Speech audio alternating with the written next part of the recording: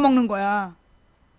그래서 내년 총선 때까지는 대권 후보 얘기 절대로 하지 마. 그 다음 또 하나 알아둬야 될 거, 박원순 지지자들 문재인으로 안 된단 말 하지 마. 문재인 지지자들 박원순으로 안 된다는 얘기 하지 마. 누구로는 안 된다는 얘기 절대 하지 마. 우리 쪽 후보들을, 야권의 재산을 너무나 상처내고 있어. 우리 방에서 그렇게 얘기한 새끼들이 앞으로 블랙이야. 박원순은 안 된다, 문재인 안 된다, 이렇게 얘기한 새끼들은 앞으로 블랙이야. 뭔 말인지 알았지? 나는 지금 이 상태로 가면 내년 총선 나는 개박살 날 거라고 봐요.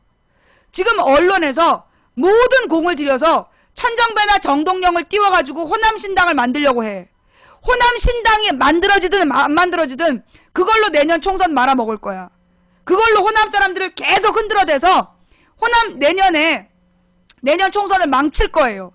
그게 얘네들이 짠 판이야. 그렇기 때문에 여보세요? 지금 저기 회의 중입니다. 아니, 아모레 매장이 나한테 뭔 볼 일이 있다고. 예.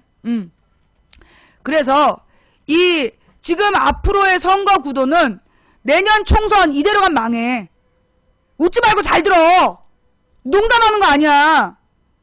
여러분 지금 쟤네가 왜 그렇게 천정배 정동영을 띄웠는지를 분명히 알아야 된다니까요. 지금 구도대로라면 내년 총선 반드시 져요. 자, 내가 이제까지 예언한 것 중에서 이제까지 뭐라 그랬어? 2011년 가을에 민노당하고 국찬당 합치면 안 된다. 그러면 민노당 조직이 박살 날 거다. 절대 합치지 마라. 첫 번째 희생자는 이정희가 될 거다. 그대로 됐지. 이정희가 희생당했고 지금 민노당 조직 죄 박살 났고 아예 당이 사라졌어. 그지? 그 다음에 2012년에 내가 뭐라 그랬어요? 한명숙이 당대표 되면 안 된다. 한명숙이 당대표 되면 쟤네들 구도에 박근혜 대 한명숙 구도로 가면서 한명숙이 늙고 무능하다라는 그 프레임에 갇히게 된다. 12년 총선은 전쟁이다. 젊은 남자로 당대표 시켜야 된다. 그렇게 얘기하면서 만약에 한명숙이 당대표 되면 과반수 못한다. 그대로 됐지. 내가 주장한 대로 그대로 됐지. 그 다음에 내가 문재인으로는 대통령 안 된다. 문재인으로는 대통령이 될 수 없다. 내가 분명히 얘기했어. 6월 28일에. 그래도 그 당시에 문재인밖에 대통령 후보로 찍을 사람이 없었기 때문에 그러면 나는 문재인을 가지고 어디까지 갈 것이냐. 그래서 박근혜의 경제민주화 공약을 얻어낸 거야. 그 다음에 내가 또 뭐라 했어. 안철수는 절대 아름다운 단일화 안 해준다. 기억나 안 나? 안철수는 절대 아름다운 단일화 안 해줄 거다. 그러니 안철수한테 너무 큰 기대하지 마라. 내가 얘기한 거 다 됐어. 그지? 이제까지 내가 얘기한 대로 다 된 거야. 이번에 4대 0으로 질 거다도 얘기했지? 졌어. 그죠? 김한길 안철수 때문에 김한길 안철수가 당대표로 있으면 지방선거 망하고 그 재보선도 망하고 망한다. 그대로 됐어. 내가 무슨 신기 오른 점쟁이가 아니라 그들의 성향을 알기 때문이야. 정치판에서 내가 20년을 봤다고. 그래서 판을 읽는 거야. 내 그 판에 근거해서 얘기하면 내가 문재인 당대표 되면 당할 거라고 얘기했지? 그대로 됐지? 자, 내 판에 내가 이제까지 읽는 그 판을 읽는 안목으로 이야기하자면 지금 이 상태로라면 내년 총선 싹 쳐. 내년 총선엔 새누리당이 거의 200명 가까이 될 거야. 내년 총선은 새누리당이 200명 가까이 되고 완전히 야권이 개박살나. 뭐 때문에? 친노 대 비노, 호남 비호남으로 갈라서 호남신당론을 막 띄워. 제3으로 호남신당론을 띄워서 서울 수도권 일대가 치명상을 입을 거야. 왜? 호남의 의석수 얼마 안 돼. 서울 수도권이 더 많아. 그런데 서울 수도권에 있는 호남 지지표를 흔드는 게 쟤네 목적이야. 거기까지 생각 못했지. 지금 호남신당론은 호남에서 당 만드는 거 아니야. 호남 의석수 몇 개 안 돼. 서울 경기 지역에 나와 있는 그 호남표를 깨는 게 쟤네 목적이야. 그래서 내년 총선 개박살 날 거야. 지금 이대로 가면. 총선이 개박살 나면 그 과정에서 누가 다쳐? 문재인 다쳐. 그럼 문재인 다치면 박원순 준비된 내상 자료가 많아. 새누리당이 하나하나 다 모아놨어. 그거 동시에 터뜨려서 박원순도 죽일 거야. 내년 총선에서 지면 박원순도 문재인도 대선 못 나가. 둘 다 죽어. 결국 시체가 당선되더라도 새누리당이 이겨. 왜? 시체가 나와도 뽑는 35%가 있으니까. 그런데 대선에 틀림없이 천정배든 정동영이든 또 나올 거야. 그리고 뭐 이재명을 또 띄울 수도 있어. 지금 딱 보니까 이재명을 쟤네가 제3후보로 준비했어. 옛날에 정주영, 정몽준, 그 다음에 문국현, 안철수 그 맥을 잇는 지금 띄우는 제3의 후보가 이재명이야. 누가 야권 단일 후보가 되든 이재명을 띄워서 그 야권 후보를 무력화시킬 거야. 그래서 이대로 가면 내년 총선 대선 다 져. 다 져. 내가 분명히 얘기했어. 단서가 뭐야? 이대로 가면. 예. 단서는 뭐냐? 이대로 가면이야.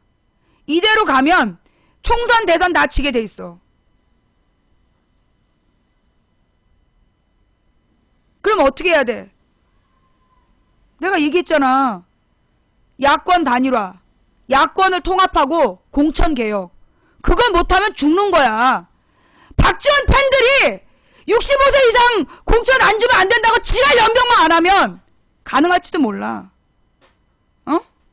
제발 65세 이상 야당 후보들 스스로 물러나고 4선 이상 후보들 스스로 지역을 경남 잡아요. 서울 수도권에서 경남이나 그러니까 서울 수도권에서 4선 이상 의원들이 경남으로 가. 경남에서 당선될 수 있어. 그런데 수도권으로 나오면 떨어져. 자, 내가 또 이런 얘기 하나 할게요. 내 남편이 시의원이야. 내 남편이 지금 시의원 2번 당선됐어. 지금부터 10몇 년 전에, 그러니까 그때 선거가 언제였냐면 2006년 선거야. 2006년 지방선거를 앞두고 2005년에 남편이 이제 2번을 구의원을 했어요. 그러니까 98년, 그 다음에 2002년에 2번 당선이 돼서 구의원을 2번을 했어. 모든 사람이 시의원을 나가야 된다고 생각하고 있을 때였어. 근데 2005년에 내가 판을 딱 읽어보니까 시의원도 떨어지고 구청장도 2006년엔 떨어질 거야.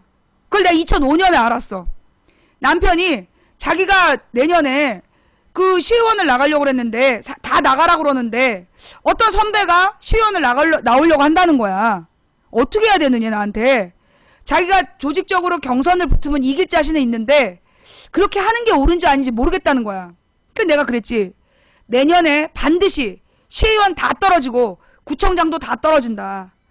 그 선배랑 경선하지 마라. 나가서 떨어지더라도 네임밸류를 높이고 싶으면 구청장 나가서 떨어지고 붙는 게 목적이면 구의원을 한 번 더 해라. 그랬더니 시의원을 세계동에서 뽑는데 시의원이 떨어진다며. 그럼 구의원 세계동에서 뽑을 때 구의원도 떨어지는 거 아니냐? 아니다. 구의원은 당선 가능성이 한 번은 있다. 3등이라도 붙을 가능성이 있지만 시의원은 전멸이다. 그렇게 얘기를 했어. 그래갖고 남편이 그 선배한테 시의원 자리를 양보하고 구의원 나갔어요.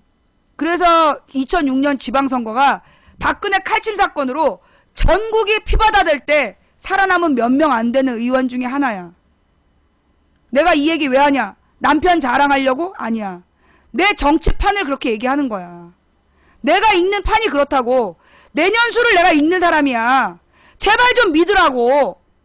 어?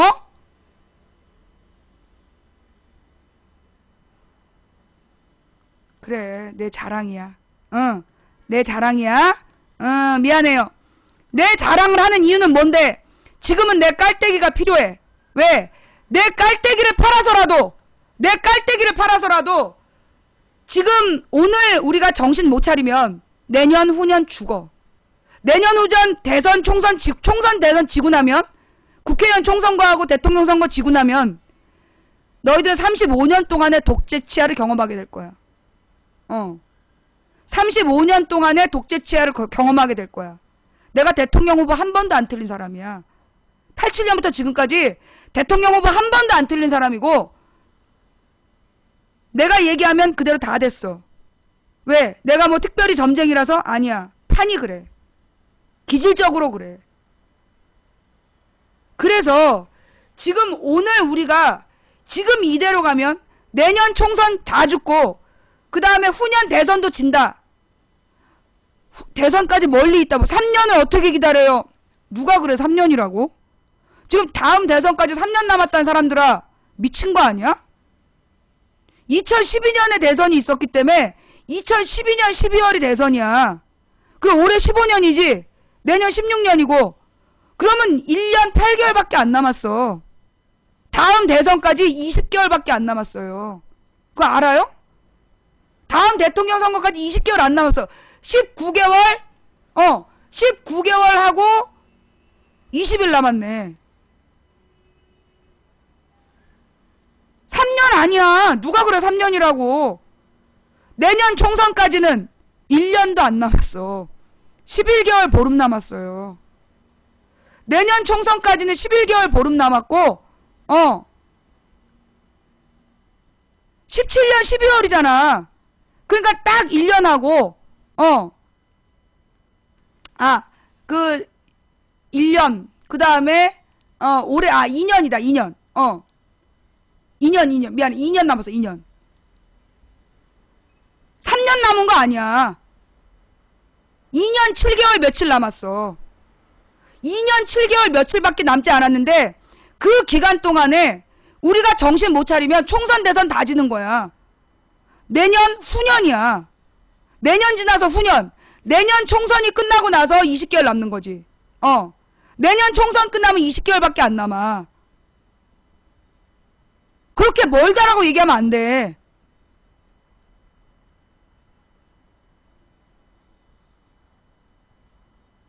총선까지 지금 11개월, 다음 총선까지 11개월, 20일? 아니 11개월 보름밖에 안 남았어. 아니지. 11개월, 그러니까 4월 13일이니까 보름도 안 남았네. 11개월 13일 남았어. 다음 총선까지 11개월 13일 남았다고. 그러면 어떻게 해야 되냐? 지금부터 6개월 동안 야권 통합 이뤄내야 돼요. 지금부터 6개월. 오늘이 4월이잖아. 10월까지 야권 통합을 만들어내야 돼. 9월까지. 그리고 난 다음에 10월부터 12월까지 3개월 동안에 후보 단일화를 해내야 돼. 후보 단일화를 해내야 그 다음에 내년 1월부터 그 후보가 선거운동하는 거야. 여러분 혹시 2012년 기억나요? 2012년? 내가 2012년에 야권 단일화 안 된다. 야권 연대로 안 된다. 내가 야권 통합을 해야 된다 그랬어. 2011년부터. 야권 연대하고 통합이 뭐냐 하면 야권 연대는 후보만 단일화하는 거야. 야권 통합은 당을 하나로 만드는 거야. 근데 야권 통합을 절대 반대한 게 누구야? 그 당시에 진보정당, 민노당이 반대했어. 지금은 사라진 민노당이 야권 통합을 절대 반대한 거야. 자기네들이 이 뭐라 그러나 민주주의는 다양성을 존중해야 되고 독자적 진보운동이 이제 무르익고 있기 때문에 절대 야권 통합은 못한다. 대신 민노당이 선택한 게 누구냐? 국민참여당들 끌어들여가지고 그 둘이 합치면 그 제3야당으로 파이가 커진다. 몸집이 커진다. 그럼 민노당하고 국천당이 같이 공격하면 민주당의 그 지지세가 줄어들 거다. 그러면 자기네들이랑 경쟁을 해가지고 야권 후보 단일화하면서 그 경선을 통해서 야권 후보를 단일화하면 뭐 과반수 이상을 먹을 거다. 그게 민노당의 판이었어. 국참당의 판이었고 유시민의 판이었지. 내가 뭐라 그랬냐. 야권 통합을 해야 된다. 야권 연대는 반드시 필패한다. 왜? 그 당이 다르면 다른 당 후보에 대한 그 경선 때문에 그 절대 선거 마지막에 합쳐지지 않는다. 그러니까 당 하나 안에서 내부 경선을 치러야 된다. 라고 내가 얘기를 했어. 근데 결국 2011년이 물 건너가. 그 다음에 내가 뭐라 그랬냐. 2012년 그러니까 그 야권 후보 단일화는 반드시 2011년 안에 끝내야 된다. 2012년으로 넘어가게 되면 선거를 앞두고 막판까지 대결을 하게 되면 절대 그 야권표가 뭉쳐지지 않는다.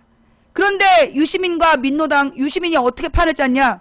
70몇 개 지역에서 경선을 했어. 민주당더러 20몇 개를 양보해라. 10몇 개를 양보하고 70몇 개를 경선을 붙인 거야. 그 70몇 개에서 거의 당선되기가 어려웠어요. 왜? 3월 15일까지, 3월 17일까지 경선을 한 거야. 4월 12일인가가 총선인데. 한 달도 안 남겨놓고 그 경선을 붙인 거야. 그래가지고 내가 통진당 후보한테 고소를 당해서 내가 감옥 간 사람이야. 내가 친노라 하면 이가 갈리는 이유가 나 고소한 사람이 친노 출신 통진당 후보야. 내가 친노라 그러면 이가 갈리고 진보정당 지지자라 하면 이가 갈리는 사람이야.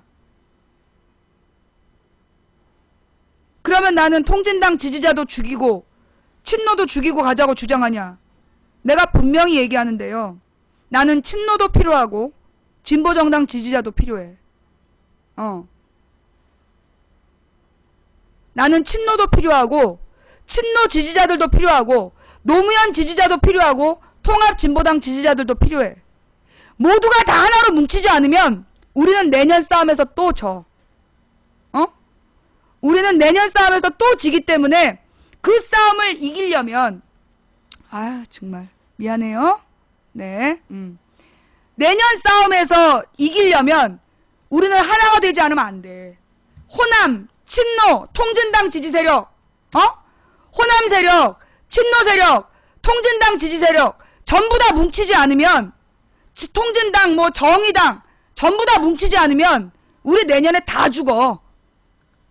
그러면 앞으로 35년 동안 독재가 시작된다고. 내년에 뽑힌 애들이 내각제로 전환할 거야. 국회를 내각제로 전환하게 되면 그게 친이가 주장하는 거야. 그 이명박 계에서 주장하는 게 내각제 개헌이야. 그러면 내각제는 뭐냐? 그 국회를요 마음대로 지네가 해산을 해. 아무 때나 지네가 유리할 때 투표할 수 있어. 그게 내각제야. 그게 자민당이 수십 년 독재한 방식이야. 그게 내각제야. 그래서 내년 총선 지면 앞으로 30년은 그 판을 못 깨. 뭔 말인지 알아? 그래서 지금 호남 세력이든 자 그러면 새누리당 찍어주면 호남에다가 그 새누리당에서 예산 막 지원한대요? 개뻥이야. 호남에서 새누리당 지지해주면 호남에다가 막 돈 뿌린대? 개뻥이라고. 박정희가 호남을 살려? 개 지랄을 하네. 지금 호남이 왜 그렇게 가난한데? 박정희 덕분이야. 박정희가 호남에서 쌀 농사 짓고 있는데 쌀값 통제해가지고 시장 가격으로 못 팔게 하고 싼값에 후려치기 해가지고 호남 농민들 다 망하게 한 거야. 왜? 그래야 호남 농민들이 망해야 그 노동력이 고향을 떠나 도시로 가서 가난한 노동자가 되니까. 가난한 노동자가 돼야 값싼 노동력을 흡수하니까. 그래서 호남이 망한 거야.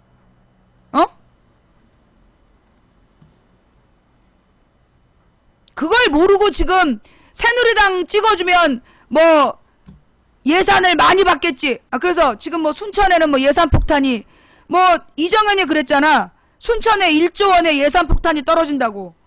와, 그 순천 농민들 순천 유권자 얼마 안 되는데 그 1조 원 다 받으셨어요? 이정현이 그랬잖아. 자기가 국회의원 되면 순천에 예산 폭탄이 1조 원이 떨어진다고. 그래서 1조 원 떨어졌어? 자, 그래서요. 여러분이 지금 정신을 똑바로 차려야 된다. 무엇보다 오늘 가져야 될 건 뭐냐? 위기의식이야. 지금 야권 지지자들이 위기의식이 없어. 할아버지를 계속 국회의원 시키려고 그러고 4선 이상 계속 국회의원 시키려고 그러고 야권이 분열된 상태에서 또 내년 총선 치르려고 그래. 그래서 망하는 거야. 그럼 35년 독재야. 나는 감옥 가봤다. 또 갈 수도 있어. 감옥에 들어왔다 나갔다 하면서 내가 수십 년 살 수 있는데 당신들은 조금만 어째도 못 산다, 이민 간다 그럴 거 아니야. 우리 모두가 위기의식을 가져야 돼요. 예? 이대로 가면 내년 총선, 후년 대선 싹 망해요. 뭔 말인지 알았어요? 그럼 어떻게 해야 되는데요?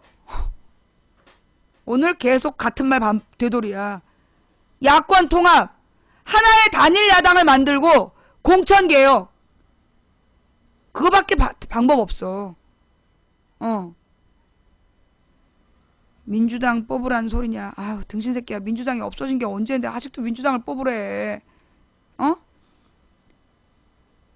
야권 통합 공천개혁. 그거 말고 방법 없어요. 야권 통합 공천개혁. 그거 말고 방법 없어. 전략공천은 초선에게만. 전략공천은 초선에게만 한다. 그리고 뭘 해야 된다? 공천개혁을 해야 된다. 예.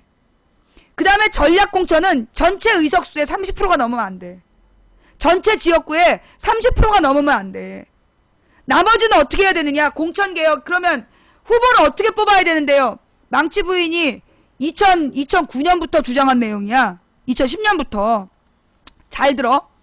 망치 부인이 2010년 8월 1일부터 민주당 개혁을 위한 특집방송을 해. 일주일 동안. 아무도 안 들었지. 평상시 1500명 듣다가 그때 800명 듣더라. 그때 내가 얘기했어. 민주당이 왜 이렇게 고인정당, 무능정당으로 계속 가느냐. 첫째, 체육관 전당대회 때문이다. 체육관에 수만 명이 모여서 투표하는 방식. 그 수만 명이 투표하러 올라오는 비용이 무려 수십억이 들어.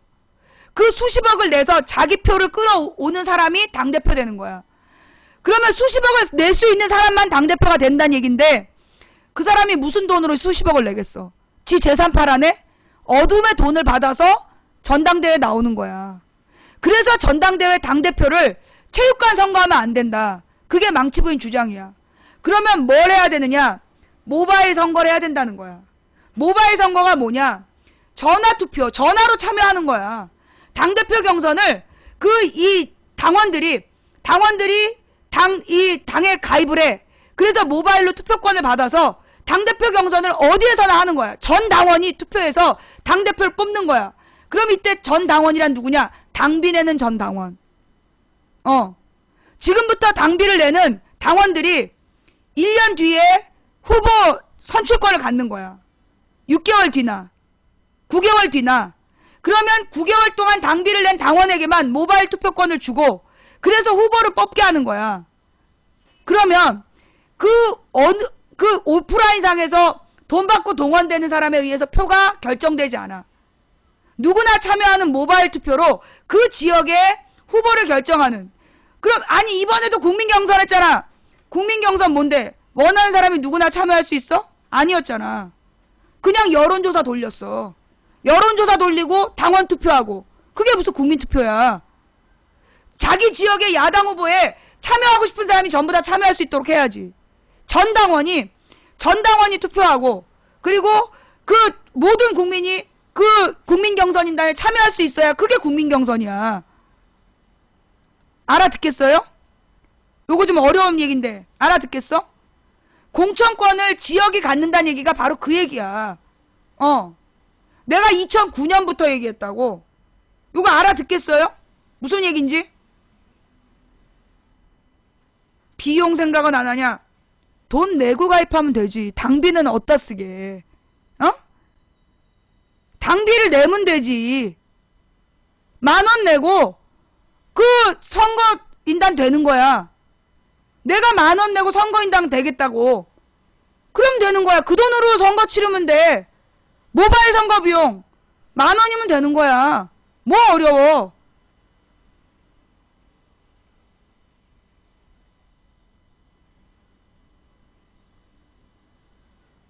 이해가 돼요? 문제는 뭐냐 하면 지금 현재 정당으로 안 된다는 거야. 지금 문제가요. 지금 현재 새정치연합 당원 가입 막 받고 있어. 그 뭐냐? 지금 받은 당원 가입으로 내년 총선 공천 주겠다는 거야. 그게 문제라고. 그래서 지금 지금 현재 의원들이 내년에 또 나오려고 자기네들 뽑아줄 당원 뽑고 있는 거야. 그래서 안 돼. 통합 절대 안 됨. 통합을, 자, 그러면 이제 중요한 얘기 나왔어요. 자, 모바일 투표로 이제 후보를 공천한다. 그 얘기까지 설명이 됐지. 통합이 절대 안 돼. 통합이 절대 안 돼. 그 이유가 뭐 때문이야? 각 야당 지지자들이 자유롭게 지지정당을 갖고 있기 때문이야. 그럼 어떻게 해야 돼? 우리가 국민 여론을 만들어야 돼. 모든 야당 닥치고 합쳐라. 특히 누구? 이 진보정당 중에 진보정당 지지자는 크게 두 부류가 있어요. 하나는 무조건 호남 출신의 민주당이 싫다는 사람들.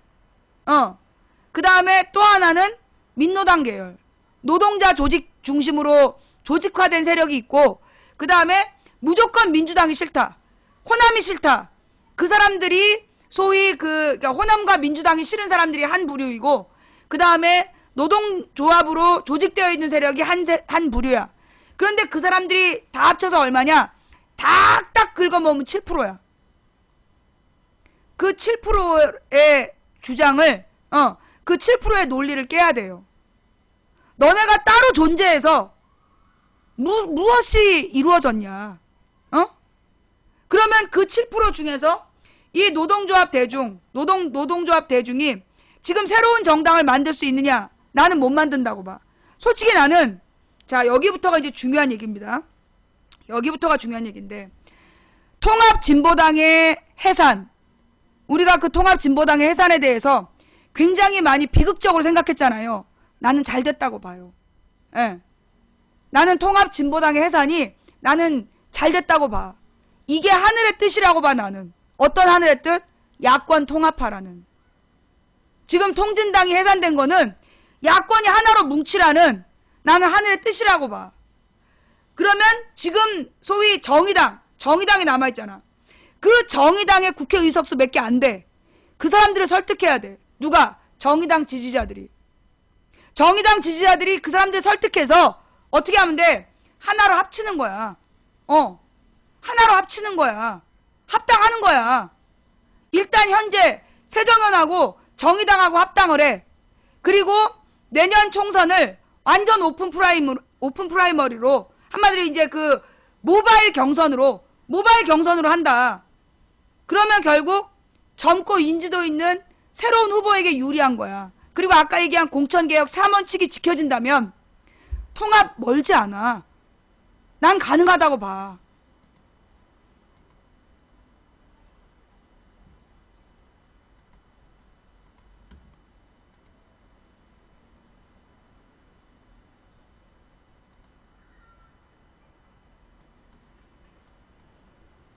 어때요? 뭐?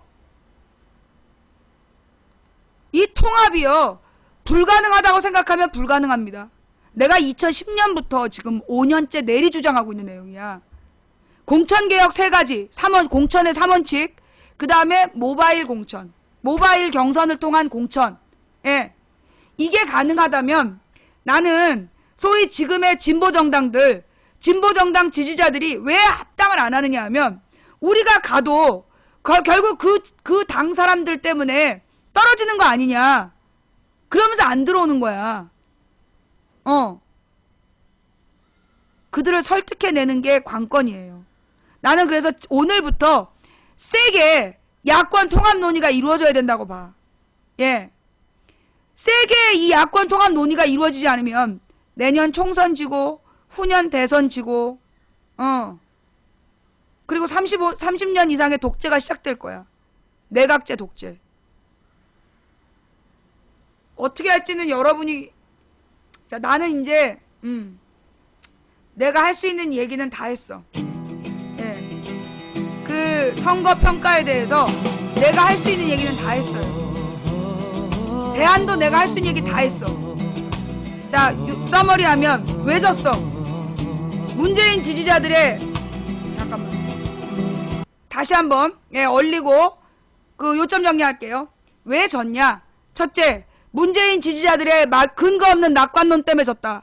문재인이 대통령 지지율 1등 하니까 재보선 이길 거라는 허무맹랑한 낙관론 때문에 진 거다. 둘째, 새정연 안에 있는 박근혜보다 문재인이 더 싫다는 미친 새끼들 때문에 졌다. 셋째, 후보의 경쟁력이 너무 형편없었다. 그래서 졌다. 넷째, 국민의 무관심 때문에 졌다. 재보선 지역이 어딘지도 모르고 후보가 누군지도 몰랐어. 오로지 세월호 집회 얘기만 했어. 그래서 진 거야. 그래서 망한 거야. 그 다음 이건 우리 쪽의 패인 4가지야. 전체 판에서 패인은 3가지예요. 첫째, 쟤네들이 지금 호남 대 비호남 구도를 만들어서 호남 신당을 준비 중이다. 그래서 호남 사람들의 감정을 계속 자극하는 심리전을 펼쳤다. 그래서 야권이 분열된 거다. 그 결과 야권이 분열된 거야. 천정배 정동영이 그냥 나온 게 아니라 호남 신당을 준비하는 쟤네들의 전략적 전술하에서 천정배 정동영을 띄운 거야. 그리고 호남 사람들을 계속 심리적으로 괴롭혔어.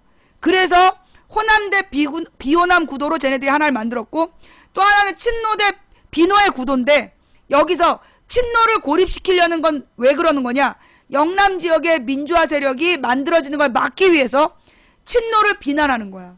왜 계속 노무현을 웃음거리로 만들고 계속 노무현을 괴롭히느냐? 영남 지역에서 노무현을 중심으로 한 민주주의자들이 다시 뭉치는 걸 막기 위한 거야. 그게 걔네들의 2가지 구도야.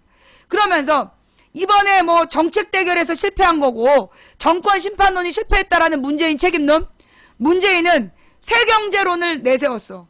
소득 중심의 새경제 성장론을 내세웠는데 언론이 철저히 짓밟았어. 그리고 뭐 했어? 성완종 노래를 부른 거야. 성완종 노래를 불러서 누구를? 이번 선거를 성완종 판으로 키우면서 언론이 주도한 거야. 내가 그래서 13일, 14일에 야당이 성완종으로 들어가면 안 된다. 성완종을 물지 마라. 그렇게 물고 들어가면 나중에 이건 야당 잡는 거다. 내가 분명 그렇게 얘기했지. 성완종 리스트는 야당 잡는 독소가 될 거니까 성완종에게 넘어가지 마라. 그게 맞는 거였어. 그게 지금 제가 판단한 그 적들이 만든 구도 3가지, 그리고 이 우리 쪽의 주체 준비 정도의 부족 4가지야. 7가지 패인. 그러면 대안은 뭐냐? 야권을 통합하고 공천 개혁을 이루고 그 다음에 모바일 공천으로, 모바일 국민 참여로 후보를 선정하면 내년 총선 이길 수 있다. 충분히 이긴다. 그러나 이 3가지 중에 하나만 모자라도 우린 진다. 내가 할 수 있는 이야기는 여기까지예요.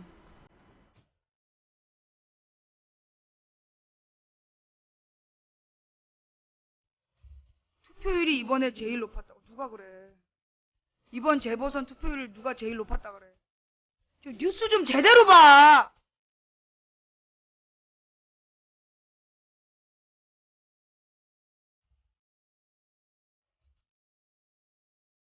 그 어려운 일을 누가 할 거냐? 내가 있잖아. 망치 부인이 왜 있겠어? 내가 감옥 간 이유가 뭐겠어? 8년 동안 출마 못하는 이유가 뭐겠어? 나는 사심이 없거든.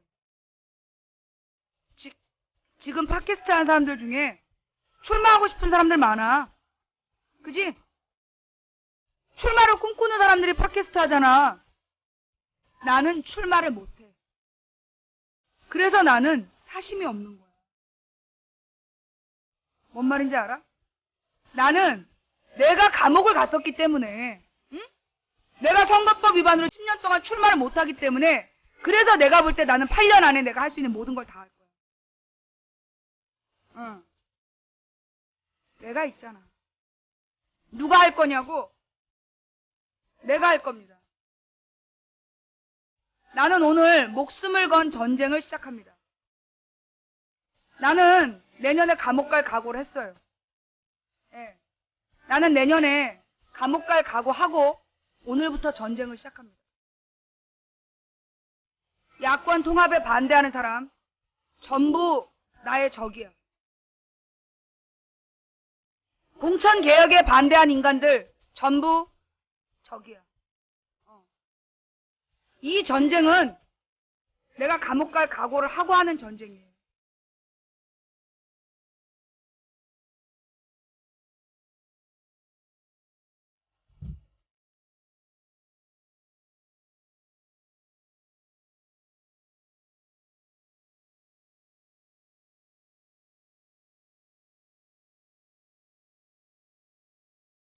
지금 뭐 망치 부인 멋있어요.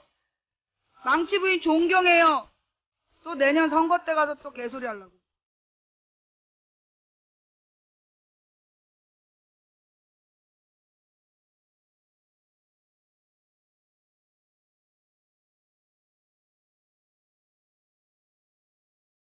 (2000년) 이후에 치러진 15번의 재보선의 평균 투표율을 웃도는 수치다? 이거 조금 이상한데요? 이명박 때, 이명박 때 47% 나온 재보선이 있었어. 본선보다도 높았던 재보선도 있어. 이번 투표율이 그렇게 높은 거 아니야. 평균 값을 한 거지. 36%면 평균 값이야. 이명박 때 47% 저기 투표율 나온 데도 있었다니까.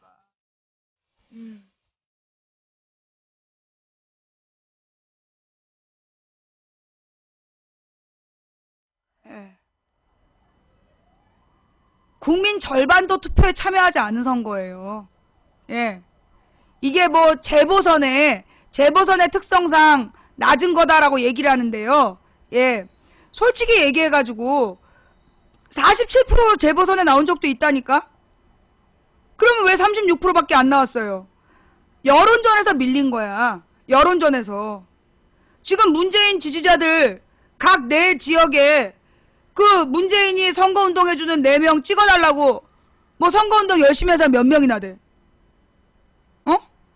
전국의 문재인 지지율이 지금 30몇 프로라며. 대통령 지지율이.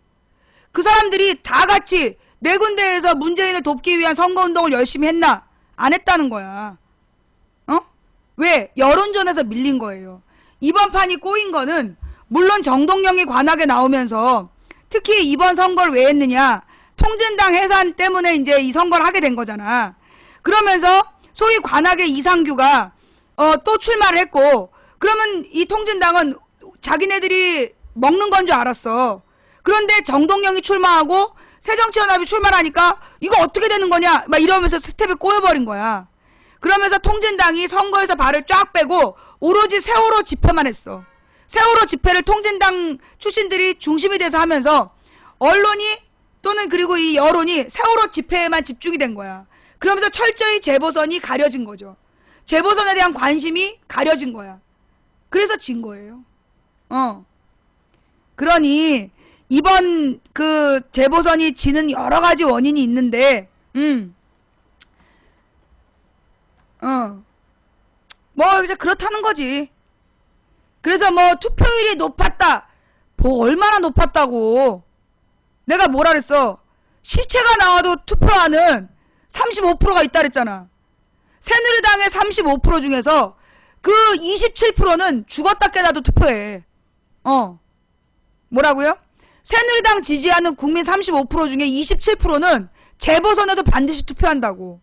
그러면 36% 투표율 중에 10%가 우리 편 아니야. 질 수밖에 없는 선거였어. 그런데 관악은 어때? 관악은 어땠어요? 새누리가 얻은 거 43%야. 그지? 관악은 새누리가 얻은 표수가 44%가 밖에 안 돼. 그런데 그럼 왜 새누리당이 됐어요? 정태호가 얻은 거하고 정동영이 얻은 거하고 합치면 54%야. 10%를 이겼어. 그런데 표가 갈려있으니까 진 거야. 관악은 우리 야권 지지표가 많아. 그러니까 여러분 생각해봐요. 선거 시작할 때부터 매번 뉴스에 누구만 나왔어? 천정배, 정동영만 나왔잖아. 뉴스에 계속 천정배, 정동영만 나온 이유가 뭐냐? 이 성남하고 인천은 아예 뉴스에서 언급을 안 했어. 후보가 누군지 선거하는지도 얘기 안 해. 오로지 천정배 광주 무소속, 정동영 관악 무소속만 계속 노래를 부르었어. 언론이. 왜? 이 관악이 야권이 50% 이상인 지역이야. 광주도 마찬가지고. 그러니까 일부러 정동영, 천정배를 그 두 지역에서 띄운 거야. 그래서 야권표를 가른 거야. 야권표를 갈라서 낙선시킨 거예요. 천정배 같은 경우도 소위 야권 지역이잖아. 야권 지역에서 천정배를 내보내서 결국 새정치연합을 지게 하는 게 목적이었던 거잖아. 걔네들은 그렇게 철저히 판을 짜고 있는데 우리 문재인 지지자들은 야권 지지자들은 이 재보선이 어떻게 굴러가는지도 모르고 설마 지겠어요? 내가 4대 0으로 진다니까. 그럴 리가요. 기억나시죠? 예. 그런 근거 없는 낙관론 때문에 진 거야. 뭐 이런 얘기를 아까 아침 때 누가 와서 하더라. 안철수는 지난 재보선 패배에 대해서 책임을 지고 물러났는데 왜 문재인은 물러나지 않죠? 안철수는 지난번에 재보선 패배에 대해서 책임지고 물러난 게 아니라 막장 공천에 책임을 지고 물러난 거야. 안철수가 지가 정치의 지읒자도 모르면서 어디다 대고 전략공천질이야. 그 중요한 선거에 완전히 개막장 전략공천 하는 바람에 진 거야. 그러니까 안철수가 작년에 진 건 안철수가 패인이야. 안철수 때문에 졌어. 그러나 이번에 문재인은 공천을 지 맘대로 한 게 아니야. 그 지역사원으로 갈 수가 없는 거지. 뭔 말인지 알아요?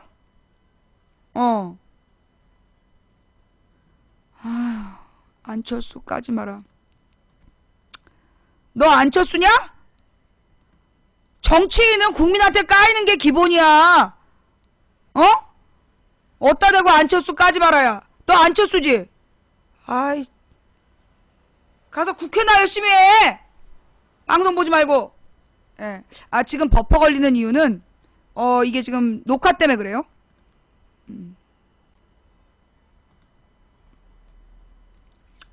자, 내가 할 수 있는 데는 여기까지야. 자, 오늘의 핵심 메시지가 뭐죠? 오늘의 핵심 메시지.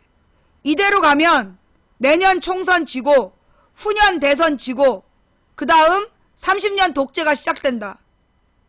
그게 오늘의 핵심이야. 그걸 막을 단 하나의 방법은 뭔데? 야권 통합, 공천 개혁, 국민 경선. 야권 통합, 공천 개혁, 국민 경선, 국민 참여 공천. 바꾸자 말을. 야권 통합, 공천 개혁, 국민 참여 공천. 요 세 가지가 내년 국민의 삶을 바꿀 수 있어. 그 세 가지가. 국민 참여 공천.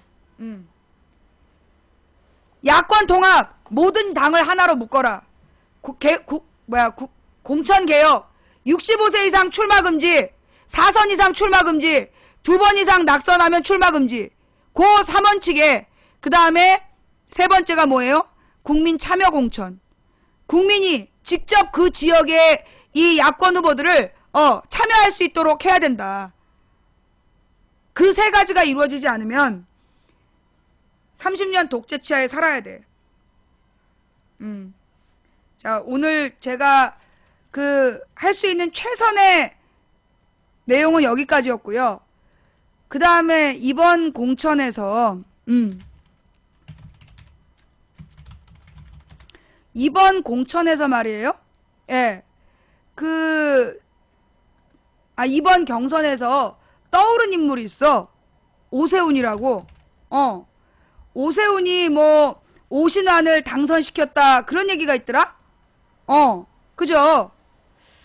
자, 그래서 우리가 같이 봐야 될 동영상이 있어. 추억의 인물이죠. 예. 추억의 인물.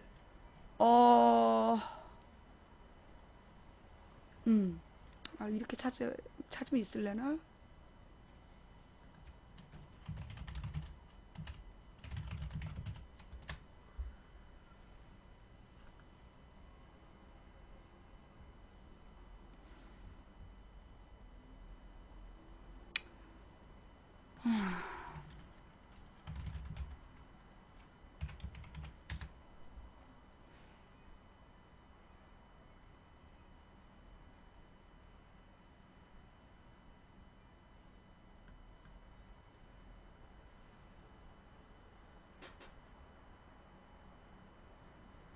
요거 아니고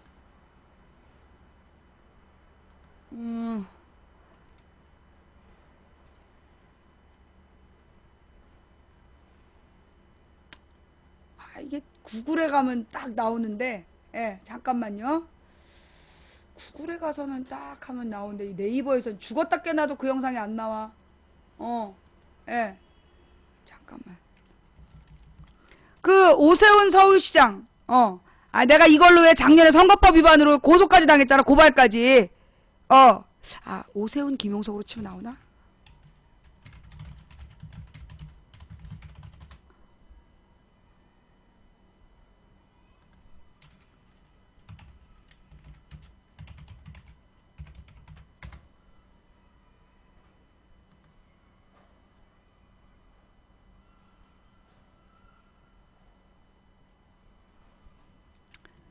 이거예요? 오마이TV? 추억의 동영상 한번 갑니다. 예.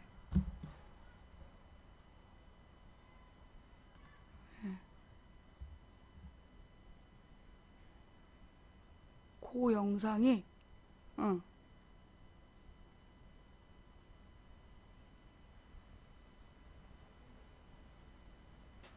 해당 영상 바로 가기가 없네. 지워졌나봐, 오마이TV에서. 그죠? 예. 여깄다.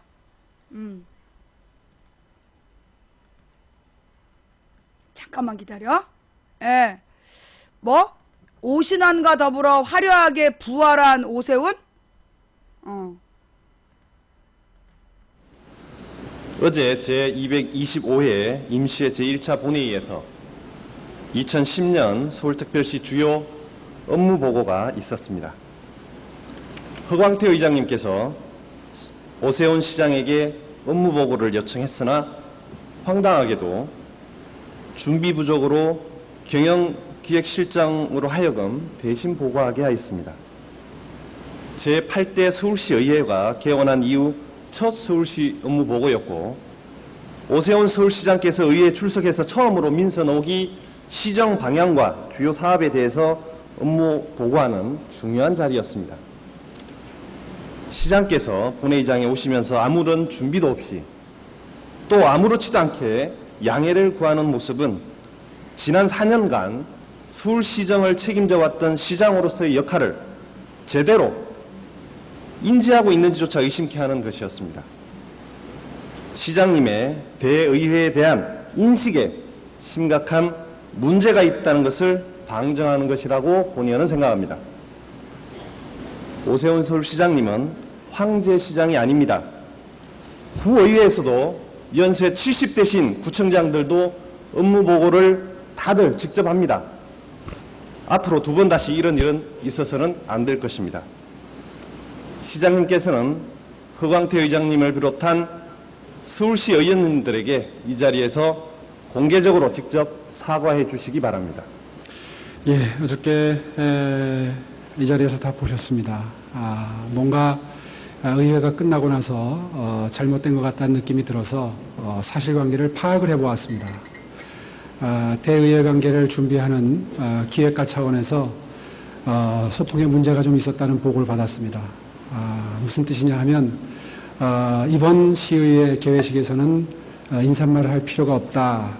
아마 그런 지침을 의회로부터 받은 모양인데, 그 말을 실무자 차원에서 그 업무 보고를 의미하는 말로 해석을 했다고 합니다. 그래서 제가 직접 인사 말씀에 그 업무 보고 이야기를 포함시키는 게 필요 없다고 판단을 해서 그 부분에 대해서는 생략을 했다는 보고를 받았고요. 그런 그 과정이 분명히 잘못됐다는 보고를 받았기 때문에 차후에 이런 일이 두 번 다시 재발하지 않도록 엄중히 경고를 했습니다. 이 점 양해해 주시기 바라고요. 어저께는 그 원인이 어디에 있든 간에 제가 앞에서 큰 틀에서의 업무 보고를 드리고, 그동안에 관행적으로 경영기획실장으로 하여금 상세한 보고를 드리도록 했는데, 앞에 절차가 생략된 부분에 대해서는 잘못됐다고 생각합니다. 추후에 그런 일이 발생하지 않도록 더욱더 유념하도록 하겠습니다. 예, 감사합니다. 다음은 어제 나오셔서 잠깐이지만 시정질이라는 표현을 사용하셨습니다. 4년 동안 서울시장을 하셨는데도 아직도 시정질이란 잘못된 용어를 사용하십니까? 시장님, 질의와 질문의 차이를 아십니까? 질의가 뭐고 질문이 뭔지 아십니까? 글쎄요, 뭐 관행적으로 질의와 질문이라는 용어를 혼용해서 써왔습니다. 자, 질의와 질문은 확연히 다릅니다. 대정부 질문, 시정 질문, 구정 질문이 맞는 표현입니다. 질의란 본회의 및 상임위원회에서 의제로 채택된 안건에 대해서 묻고 따질 때 질의라고 합니다. 질문은 뭐냐면 행정 전반 또는 일부에 대해서 단체장이나 일정 범위의 관계 공무원들을 대상으로 출석을 요구해서 그 소견을 묻고 설명을 요구하는 것을 질문이라고 합니다. 시정 질문입니다. 세계적인 도시 대한민국 수도 서울의 시장께서 잘못된 용어를 사용하신다면 우리 천만 서울 시민들의 자존심이 뭐가 됩니까? 앞으로 정확한 용어를 사용해 주시기 바랍니다. 그렇게 하시겠습니까? 예, 확인해 보겠습니다. 확인해 보는 게 아니라 시정 질문이 맞다니까요. 저는 그동안에 두 용어를 좀 혼용을 해와서 선뜻 아니 국회의원까지 하셨잖아요. 대정부 질의입니까? 질문 아닙니까? 앞으로 되도록이면 질문이라는 용어를 쓰도록 하겠습니다. 시장님께서 공부 많이 해가지고 오셨습니까? 예, 무슨 뜻인지 알고 있고요. 공부라고 하는 것은 죽을 때까지 계속 해야 된다고 생각합니다. 계속해서 공부 열심히 하도록 하겠습니다. 예전에 시의원들에게 공부 좀 해서 와라 뭐 이렇게 훈계하신 적이 있다고 들었습니다. 그래서 저는 초선 의원이고 시정 질문도 처음이라 훈계를 안 들으려고 나름대로 열심히 공부를 해서 왔습니다. 시장님 또한 준비를 많이 하셨으리라 믿습니다. 답변 과정에서 원론적이고 추상적인 답변은 사양하겠습니다. 대신 충실하고 구체적인 답변을 해주시길 부탁드립니다. 아무쪼록 본 의원과의 시정 질문 시간이 천만 서울 시민을 위한 희망의 시간이 되기를 기대해 보겠습니다. 첫 번째 질문입니다. 오잔디, 오고집, 오봉투, 강남특별시장 들어보신 적 있으십니까? 네, 들어본 것도 있습니다. 대한민국 네티즌들이 오세훈 서울시장을 부르는 말입니다. 이 중에서 오잔디란 별명은 오세훈 서울시장의 잔디에 의한 잔디를 위한 서울시 행정을 비꼬아서 부르는 별명입니다. 2008년 5월, 6월, 7월 광우병 위험이 있는 미국산 소고기 수입에 대한 전 국민들의 분노와 저항은 정말로 거셌습니다. 5월 2일 첫 촛불 집회가 시작된 이후 100일 넘게 수백만 명에서 수십만 명의 자발적 시민들이 촛불 집회에 참가하면서 대한민국 민주주의 역사의 한 획을 긋게 됩니다. 그러나 당시 서울시는 서울광장 잔디 보호라는 명분으로 수십 대의 전경버스를 동원해서 서울광장을 봉쇄하며 국제적인 웃음거리가 된 적이 있습니다. 시민의 세금으로 조성하고 시민의 세금으로 관리하는 서울광장입니다. 민주주의가 후퇴하고 탄압받아온 지난 4년 동안 서울시는 천만 서울 시민의 서울광장을 마음껏 독점해 왔습니다. 이러한 사실은 본의원의 자료 요청을 통해서 고스란히 사실로 확인되었습니다. 2007년부터 2010년 3년 반 동안 허가된 행사의 65%가 사용료가 면제되는 관제 행사였습니다. 2008년의 경우엔 149건의 허가된 행사 중 111건 74.5%가 서울시 등이 주관한 사용료 면제 행사였습니다. 시장님께서는 지난 4년 동안 서울광장의 비민주적 운영에 대해서 이 자리를 통해서 천만 서울 시민에게 공개적으로 사과하실 용의는 없으신지 답변 부탁드립니다. 예, 서울시는 2004년 광장 조성 이래 가능한 많은 시민이 장소 사용에 충돌 없이 이용할 수 있도록 이해관계를 조정하기 위해서 노력해왔습니다. 국민장 기간 중에 서울광장의 전경버스 차벽 설치는 당시 시민안전과 질서유지 차원에서 경찰의 자체 판단에 따라서 설치된 것이었으며 서울시는 의견을 달리하였음을 이 자리를 통해서 다시 한번 분명히 하겠습니다. 또 서울시가 독점 사용 등 비민주적으로 운영한다는 데 대해서는 첫째, 관제 행사는 계획적 의도적으로 시민을 동원해서 집회 등을 개최하는 것을 뜻하는 것으로 보이는데 이러한 행사는 제 임기 중에는 한 건도 없었습니다. 지난 4년간 총 서울광장 사용 480건 중에 민간단체 사용이 270건으로 56.2%를 차지하고 있습니다. 따라서 사용료 면제를 기준으로 해서 65%가 관제 행사라는 지적에는 동의하기가 어렵습니다. 자, 시장님. 서울광장을 사용하려면 신청을 해야죠? 예, 그렇습니다. 그렇죠. 그러면 서울시가 미리 행사를 잡아놓으면 신청 접수 자체가 안 되죠, 지금? 예, 그렇습니다. 아니, 서울시가 각 부서에다가 연락해가지고 서울광장을 한 달 내내 잡아놓는데 신청 자체가 어렵지 않습니까? 그게 관제광장이라는 거예요, 제 얘기는. 시민들이 광장을 이용하고 싶어도 이용할 수 없는 시정을 4년 동안 해오신 거 아닙니까? 자기 잘못을 인정하는 것도 용기가 필요합니다. 그러나 그 용기는 부끄러운 것이 아니라 아름다운 것입니다. 자, 제8대 서울시의회는 지난 8월 13일 오후 3시 제224회 임시회 제2차 본회의에서 정성호 의원 등 79명이 발의한 서울특별시 서울광장의 사용 및 관리에 관한 조례 일부 개정 조례안을 재석 의원 103명 중 78명이 찬성률 76%라는 압도적인 결과로 가결시킨 바 있습니다. 시장님 알고 계시죠? 네. 네. 서울광장 개정 조례안이 정확히 오후 3시에 본회의에서 통과됩니다. 그런데 오세훈 서울시장은 이종현 대변인을 통해서 곧바로 제2요구하겠다라고 발표합니다. 그 시간이 정확히 3시 29분으로 인터넷에는 기사가 떠 있습니다. 자, 지방자치법 제26조 1항에 따르면 조례안이 지방의회에서 의결되면 의장은 의결된 날로부터 5일 이내에 단체장에게 이송하여야 한다라고 명시하고 있습니다. 그래서 허강태 의장님께서는 서울광장 개정 조례안을 서울시장에게 지난 17일 날 이송하게 됩니다. 서울시민의 대표기관인 서울시의회가 조례안을 통과시킨 지 채 1시간도 안 돼서 그것도 제2차 본회의가 아직 끝나지도 않고 진행 중인 상황에서 의장이 시장에게 서울광장 개정 조례안을 당연히 아직 이송하지도 않았는데 오세훈 서울시장은 제2요구하겠다라고 언론에 대대적으로 발표합니다. 반시민적이고 반의회적인 말 그대로 있을 수 없는 행태를 보이신 겁니다.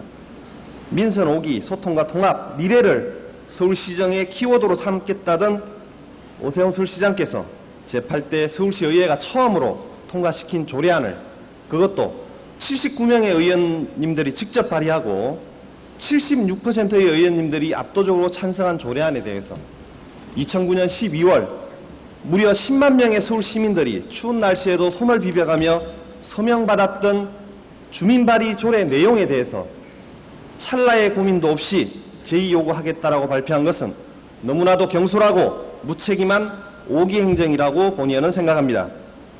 조례안이 정식으로 이송된 후 법적으로 보장된 기한 20일 동안 충분한 검토를 통해서 제2요구 입장을 밝혔어야 합니다. 이에 대한 시장님의 분명한 반성이 있어야 한다고 본의원은 생각합니다. 답변해 주시기 바랍니다. 고민이 없었다라고 말씀을 하셨는데요. 이 조례의 내용은 이미 저희한테 통보가 돼서 공개가 된 상태였고 여러 차례 보도가 된 적도 있습니다. 그 기간 동안 서울시의회의 서울광장 조례 개정에 대해서 과연 시민들을 위한 것인지를 계속 고민을 해왔습니다. 이 점을 참작을 해주셨으면 합니다. 또 개정안이 본회의에서 통과됨에 따라서 언론사 마감 시간을 고려해서 서울시의 입장을 시기에 맞추어서 발표를 한 것입니다. 자, 충분히 그래서 언론사 마감 시간을 고려해서 제2요구하겠다라고 발표하신 거죠? 예, 그렇습니다. 큰 틀에서 봐서 허가제가 신고제로 바뀌었는데요. 그동안에 이 서울광장을 운영하면서 저희들이 관행적으로 진행되어 왔던 사례들을 분석을 해보면 굉장히 많은 경우의 수가 있을 수 있습니다. 그래서 현실적으로 유연하고 탄력적인 대응을 위해서 사실상 허가제가 운영이 되어 왔던 것인데 신고제로 바뀌게 되면 이렇게 유연하고 탄력적인 대응이 힘들어진다는 점은 이미 시의회 차원에서 좋습니다. 시장님 됐습니다. 그래서 이제 제2요구 하시겠다는 거죠. 언제 하실 겁니까?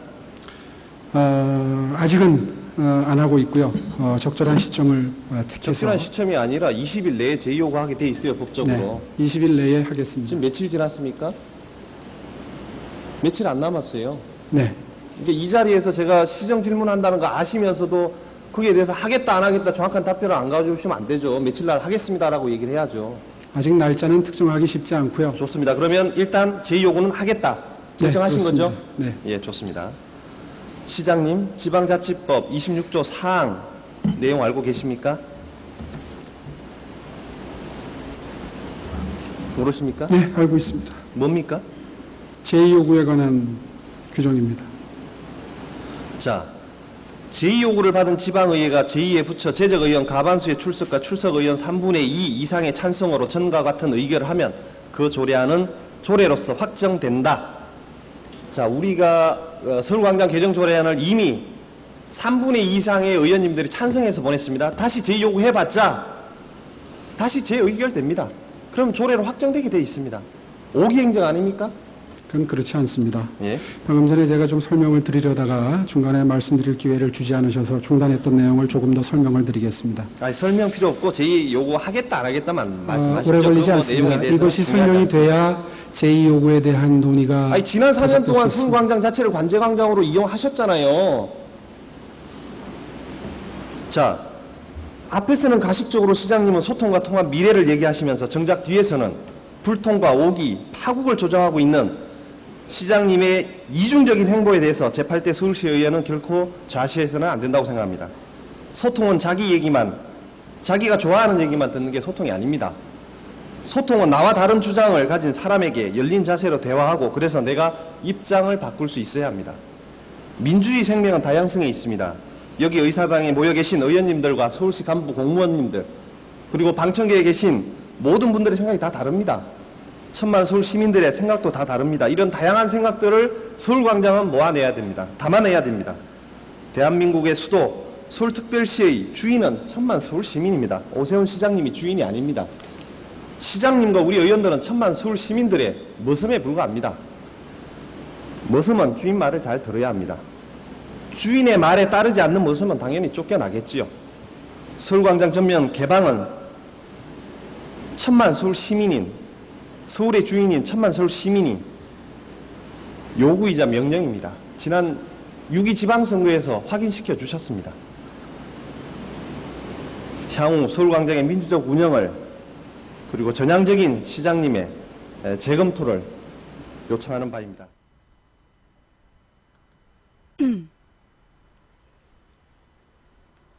오세훈의 무슨 뭐 부활이란 오세훈의 부활이라는 둥 그런 얘기만 없으면 내가 이 영상을 안 틀었어. 뭐 오신환이 당선된 게 오세훈의 화려한 부활?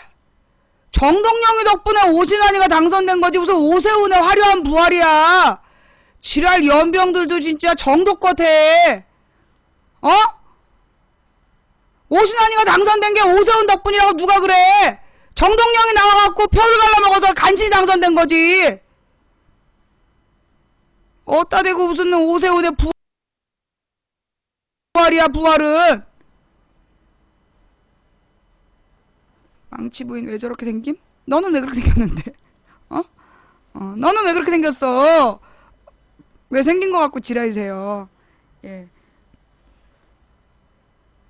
그러면서 말이에요.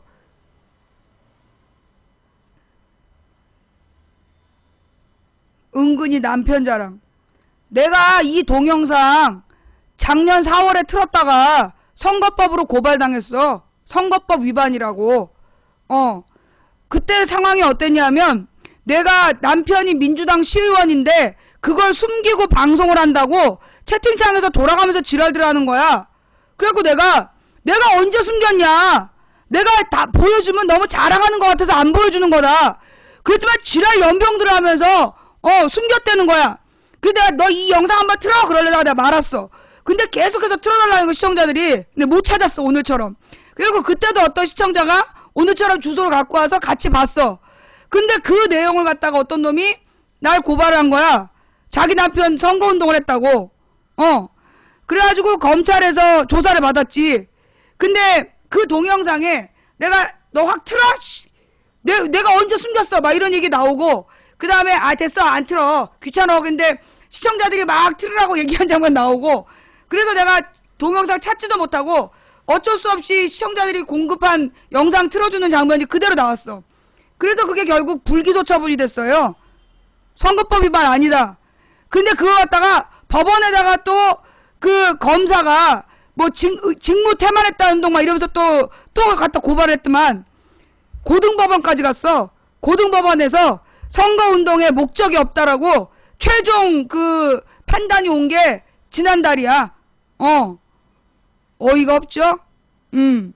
이 동영상을 틀면 그 오세훈이한테 굉장히 불리하다고 생각한 누군가가 고발한 거 아닐까? 이 동영상을 틀면 오세훈이에 대해서 지네들이 공들이고 있는데 이번에도 오세훈의 부활 막 이러면서 띄웠는데 내가 요 동영상 자꾸 틀면 지네 공들인 탑이 무너지니까 약 올라서 그러는 거 아니야? 자, 우리 남편 선거 나갈 일 없다. 그러니 이거 가지고 선거법 위반이다 이런 개소리 하지 말자 우리. 이거는 지금 오세훈이를 무슨 오세훈의 부활이라는 동 니네가 설레발 쳐서 내가 보여주는 거야. 오세훈이 누구냐? 오세훈이 저렇게 당하고 나서 그 다음에 무슨 주민투표한다고 학교 무상급식 그 여러분 기억해야 돼요. 여러분이 오늘 기억해야 될 내용. 오세훈이 누구야?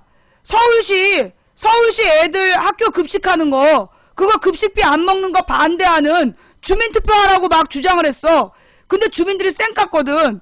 그래가지고 저기 그만두고 자기가 자기 발로 사퇴하고 나간 사람이야. 왜? 애들 밥그릇 뺏으려다가 주민들이 반대해갖고 쪽팔려서 나간 사람이야. 근데 뭐? 오신환을 당선시킨 게 오세훈? 이거 지금 몰랐어? 아이, 몰랐구나. 그래, 내가 오늘 오세훈의 부활이라는 얘기 안 들었으면 이 추억의 영상 볼 일도 없고 오세훈이 왜 시장 그만뒀는지도 볼 일 할 얘기가 없는데 예. 자, 이렇게 해서 오늘 이제 뭐 오세훈의 부활이라는 주장에 대한 반론 영상까지 보여드렸고요. 예. 오늘 망치부인 방송에서 같이 보고 싶은 또 다른 이야기 있습니까? 예. 뭐 아베 연설? 지금 이제 여러분 내가 뭐라 그랬어? 성완종은 내가 13일 14일에 분명히 4월 13일 14일에 뭐라 그랬냐면 성완종 리스트 사건 이거 수상하다. 야권을 잡기 위한 뭔가 함정이 있다. 내가 분명 그렇게 얘기했지. 기억나? 내가 4월 13일 14일에 성완종 리스트 사건 뭔가 수상하다. 요거 야권을 잡기 위한 뭔가 그 함정이다. 그러니까 야권은 여기에 넘어가지 말아야 된다. 그런 얘기를 했어. 그 다음에 내가 또 무슨 얘기를 하느냐면 이거 성완종 얘기 지방선거 이거 재보선 끝난 다음에도 나오나 보자. 재보선 끝날 때까지 이 얘기하고 그리고 성완종 리스트에 나온 8명 구속시키면 내가 방송 쉰다. 지금 오늘 틀어놨는데 성완종 얘기 한마디도 안 나와. 그지? 성완종 리스트 사건 이거 그 언론에 의해서 철저히 기획된 야당 잡는 작전이었던 거야. 내가 분명히 그렇게 얘기했잖아. 지금 그대로 다 되고 있지? 그지? 아니 내가 왜 또 빨갱이야. 빨갱이 딸은 지금 청와대에 있는데. 자, 하여간 어떻게 망치 부인의 예측은 벗어나질 않느냐고. 빗나가질 않어. 자, 여러분 성완종 리스트의 본질은 뭡니까? 성완종 리스트의 본질 이명박의 자원외교야. 이명박의 자원외교를 수사해야 된다는 국민 여론이 높아지니까 성완종의 경남기업을 하나 잡아가지고 뭐라 그러나 한 놈만 팬다. 그러면서 막 수사를 했어. 그러면서 친이 핵심이라 하면서 성완종을 패니까 성완종이 내가 왜 친이 핵심이냐? 나는 친박이다. 그러면서 친박 8명의 명단을 적어놓고 그 중에 5명한테는 돈을 얼마씩 줬다고 금액까지 적어놨어. 옛날에 이명박이 한명숙을 고소할 때 돈을 줬다는 주장만 있어도 조사한다 그랬거든. 그래서 한명숙 재판을 했잖아. 뇌물 수수 혐의가 있다고. 그때 생쇼 얼마나 생쇼했냐 하면 한명숙이 누구한테 5천만 원을 받았대. 근데 5천만 원 어떻게 받았냐니까 그걸 무슨 달러를 가슴 속에 이렇게 현찰로 준비를 해서 앞가슴에 넣고 그리고 가서 만났다는 거야. 그래갖고 5천만 원을 달러로 바꿔가지고 가슴에 넣는 실험을 해봤잖아. 완전히 가슴이 막 불끈 뛰어나와. 그렇게 하면서 한명숙한테 돈 줬다고 또 뻥을 치고, 그 다음에 나중에는 아니다, 그게 아니라 무슨 쇼핑백에다 줬다. 그러면 그 쇼핑백에 돈은 어디 갔냐? 그거를 무슨 장롱 속에다 집어 넣었다. 그러면 장롱 속에다 집어 넣는 걸 누가 봤냐? 증인이 없어. 그래가지고 그걸 또 판사가 가가지고 재연해 보라 그랬어. 아니 그런 뭘 장롱을 열고 닫고 이랬으면 소리가 나지 않았겠냐? 거기서 막 그 검사들이 막 열었는데 소리가 계속 난 거야. 그래갖고 막 판사가 비웃고 막 그랬단 말이야. 그 다음에 무엇보다 한명숙 먼저 나가서 사람들보다. 그게 총리 공간의 규칙인데 그런 개소리 하면서 돈 받았다고 개지랄을 떨면서 그러다가 그거 무죄 판결 나왔잖아. 그래서 5천만 원 받았다는 소리 무죄 판결이 나니까 그러자 갑자기 9억 원을 받았다라고 하면서 그 전날 또 다른 한명숙 총리에게 9억 원을 준 건설회사를 압수수색 중 이러면서 뉴스가 떴어. 와, 그래가지고 막 어머 압수수색 진짜 좋구나. 근데 알고 보니까 그때 가서 압수수색한 사무실이 빈 사무실이야. 그 9억을 줬다는 정치인, 그 경제인이, 그 회사 사장이 이미 감옥에 있는 사람이고 2년 전인가 망해가지고 2년 전인가 부도가 나서 망해서 이미 사무실은 다른 회사로 넘어간 다음이었어. 그런데 거길 압수수색했다고 뉴스 내고 막 그랬다니까. 단지 줬다라는 진술만 있어도 조사를 해야 된다고. 그랬던 이명박 정부의 그 실세들이 지금 박근혜 정부에서 이명박 시대 그 검찰들이 지금 박근혜 측근 8명한테 돈 줬다. 그러면서 허태열한테 7억, 김기춘이한테 10만 불, 그리고 이완구한테 3천만 원, 그 다음에 홍문종한테 2억 다 적혀 있잖아. 근데 그거 왜 조사 안 해? 지금까지 조사한 게 누구냐? 비서들, 주변 사람, 그 다음에 경남기업 직원들, 실제로 그 돈을 전달하거나 그런 진짜 증인들을 구속해놓고 그리고 지금 뭔가 사건을 조작하고 있어 지금. 아니 돈 줬다는 진술이 있는데 왜 그 돈을 전달한 사람들을 구속해놨냐고. 그럼 돈 받은 놈을 구속을 해야 될 거 아니야. 지금 유서로 나온 그 명단에 대해서 왜 수사를 안 해? 그러면서 지금 그 8명의 명단에 누가 있어? 김기춘, 허태열, 이병기, 박근혜, 청와대 비서실장 3명이 들어가 있어. 홍문종, 박근혜 대선 캠프 자금 담당이었대. 그 다음에 이완구, 이번에 개망신 당하면서 물러난 총리야. 그 다음에 홍준표, 서병수, 유정복, 그 중에 홍준표한테는 1억 원을 줬다라는 정확한 증인도 있어. 돈 전달했다. 그런데 왜 홍준표 구속 안 시켜? 왜 홍준표, 이완구, 김기춘, 허태열, 홍문종 왜 수사 안 해? 그러면서 경남기업 직원들만 계속 드립다 잡아놓고 선거 끝나니까 딱 입 다물잖아. 얘네가요 이렇게 판을 만들어요. 옛날에 2010년에 천안함 사태 때도 그랬어. 3월에 천안함 사건이 발생했을 때 맨 처음에 우리나라 정부하고 미군이 그거 천안함 자체 결함이라고 그랬어. 맨 첫날. 그런데 보름 동안 조선일보가 왜 이걸 자체 결함이라고 발표했냐고 이명박을 들이다 까댄 거야. 그러니까 이명박이 보름 지나서 여러 가지 가능성을 고려하겠다는 얘기를 해. 그 다음에 6월 2일 지방선거 앞두고 지방선거 일주일 전인가 전쟁기념관에서 북한이 그랬다라고 발표를 한 거야. 근데 북한이 그랬다고 발표한 내용이 전부 다 뒤집혀졌어. 그래서 우리가 진실을 요구했더니 너의 조국이 어디니? 너의 조국이 어디니? 그래도 나는 4년 동안 계속해서 천안함의 진실을 주장했어. 요구했어. 근데 내가 세월호를 달고 방송을 하니까 너 왜 세월호에 대해서 천안함에 대해서는 네가 언제 방송해봤냐? 4년 동안 방송했다니까. 천안함의 진실을 밝히라고 내 4년 동안 방송했다고. 근데 세월호 이제 1년밖에 안 했어. 1년 14일밖에 안 했기 때문에 난 앞으로도 한 3년은 이 세월호에 대한 방송을 해야 돼. 그래야 천안함이랑 균형이 맞잖아. 그지? 천안함의 진상규명을 요구한 횟수만큼 나는 세월호의 진상규명을 요구할 수밖에 없어. 그 다음에 이런 얘기를 하지. 망치년아, 네가 노무현 때는 노무현 비판하는 방송했냐?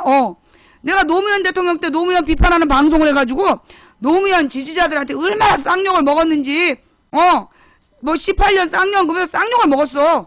노무현 때는 노무현을 비판하고, 이명박 때는 이명박을 비판하고, 박근혜 때는 박근혜를 비판해. 미치겠지. 노무현 때 네가 노무현 비판해봤냐? 했다니까. 뉴스도 있어, 찾아보면. 내가 노무현 정부 때 노무현 정부의 한미 FTA 졸속 추진에 반대하는 민간인 최초 국회 생방송. 그게 나야. 나는 뭐 대통령이 누구든 잘못한 건 잘못했다라고 비판하는 사람이야. 그러니까 너네가 나한테 그렇게 함부로 얘기하면 안 돼. 뭐 특정 정당을 편드는 거 아니냐? 아니, 나 머리 삭발 왜 했는 줄 알아? 민주당 당대표 김한길 안철수 김한길 물러나라고 삭발했어. 아니, 특정 정당 지지자가 무슨 당대표 물러나라고 삭발을 하니? 나는 이번에 문재인이가 그 공천개혁 못하면 또 가서 삭발할 거야. 문재인한테 내가 분명히 요구하는 거 뭔데? 공천개혁, 그리고 야권 통합, 그리고 국민 참여 공천, 그거 보장하겠다는 약속 없으면 나 또 가서 삭발할 거야. 그랬더니만 우리 딸이 그러더만, 엄마 지금 삭발하면 효과가 있을까? 내가 2013년에 머리 단발로 내가 자르면서 내가 국정원에 항의했는데 우리 시청자들이 이쁘다 이래갖고 실패를 했어. 1월 17일에 내가 이제 삭발을 하면서 김한길 물러나라 이렇게 삭발까지 했던 사람이야. 그리고 이제 뭐 삭발한 다음에 막 망치 부인 팬이 더 늘어났잖아. 굉장히 당황스럽게. 지금 또 머리를 깎나 우리 딸이 그러는 거야. 삭발하려면 머리를 길러야 될 것 같다고. 머리를 좀 파마해볼까 해. 파마해갖고 이쁘게 기르다가 삭발할까. 좌우지간 잘 들어야 돼. 문재인도 공천개혁 못하면, 공천혁명 제대로 못하면 가서 내가 삭발할 거야. 그 공천혁명 해내라고 내가 삭발할 거야. 자, 나는 뭐 특정 정당을 지지하고 봐주고 그런 거 없어. 왜? 나는 내게 있어서 문재인도 박원순도 전부 다 내게는 도구일 뿐이야. 뭘 위한 도구? 대한민국 민주주의를 지키기 위한 도구일 뿐이야. 국민이 주인인 나라, 국민이 주인답게 대우받는 나라가 내 목적이고, 국민이 주인답게 대우받는데 방해가 되면 그게 문재인이든 노무현 시신이든 용서하지 않아. 난 노무현 무덤도 팔 수 있어. 김대중 무덤도 팔 거야. 아니, 김근태 의원 무덤도 팔 수 있어. 대한민국 민주주의에 반대되면, 대한민국 민주주의에 방해가 되면 누구라도 나한텐 적이야. 대한민국의 모든 권력은 국민으로부터 나와. 뭐 망치부인더러 정치해라? 내가 분명히 얘기했지. 나 정치 못해. 8년 동안 출마 못해. 그러니까 내가 공천받기 위해서 공천개혁 주장한다. 그런 얘기 하지 마. 또 뭐 무슨 남편한테 공천을 달라는 거 아니야. 우리 남편의 꿈은 농부야.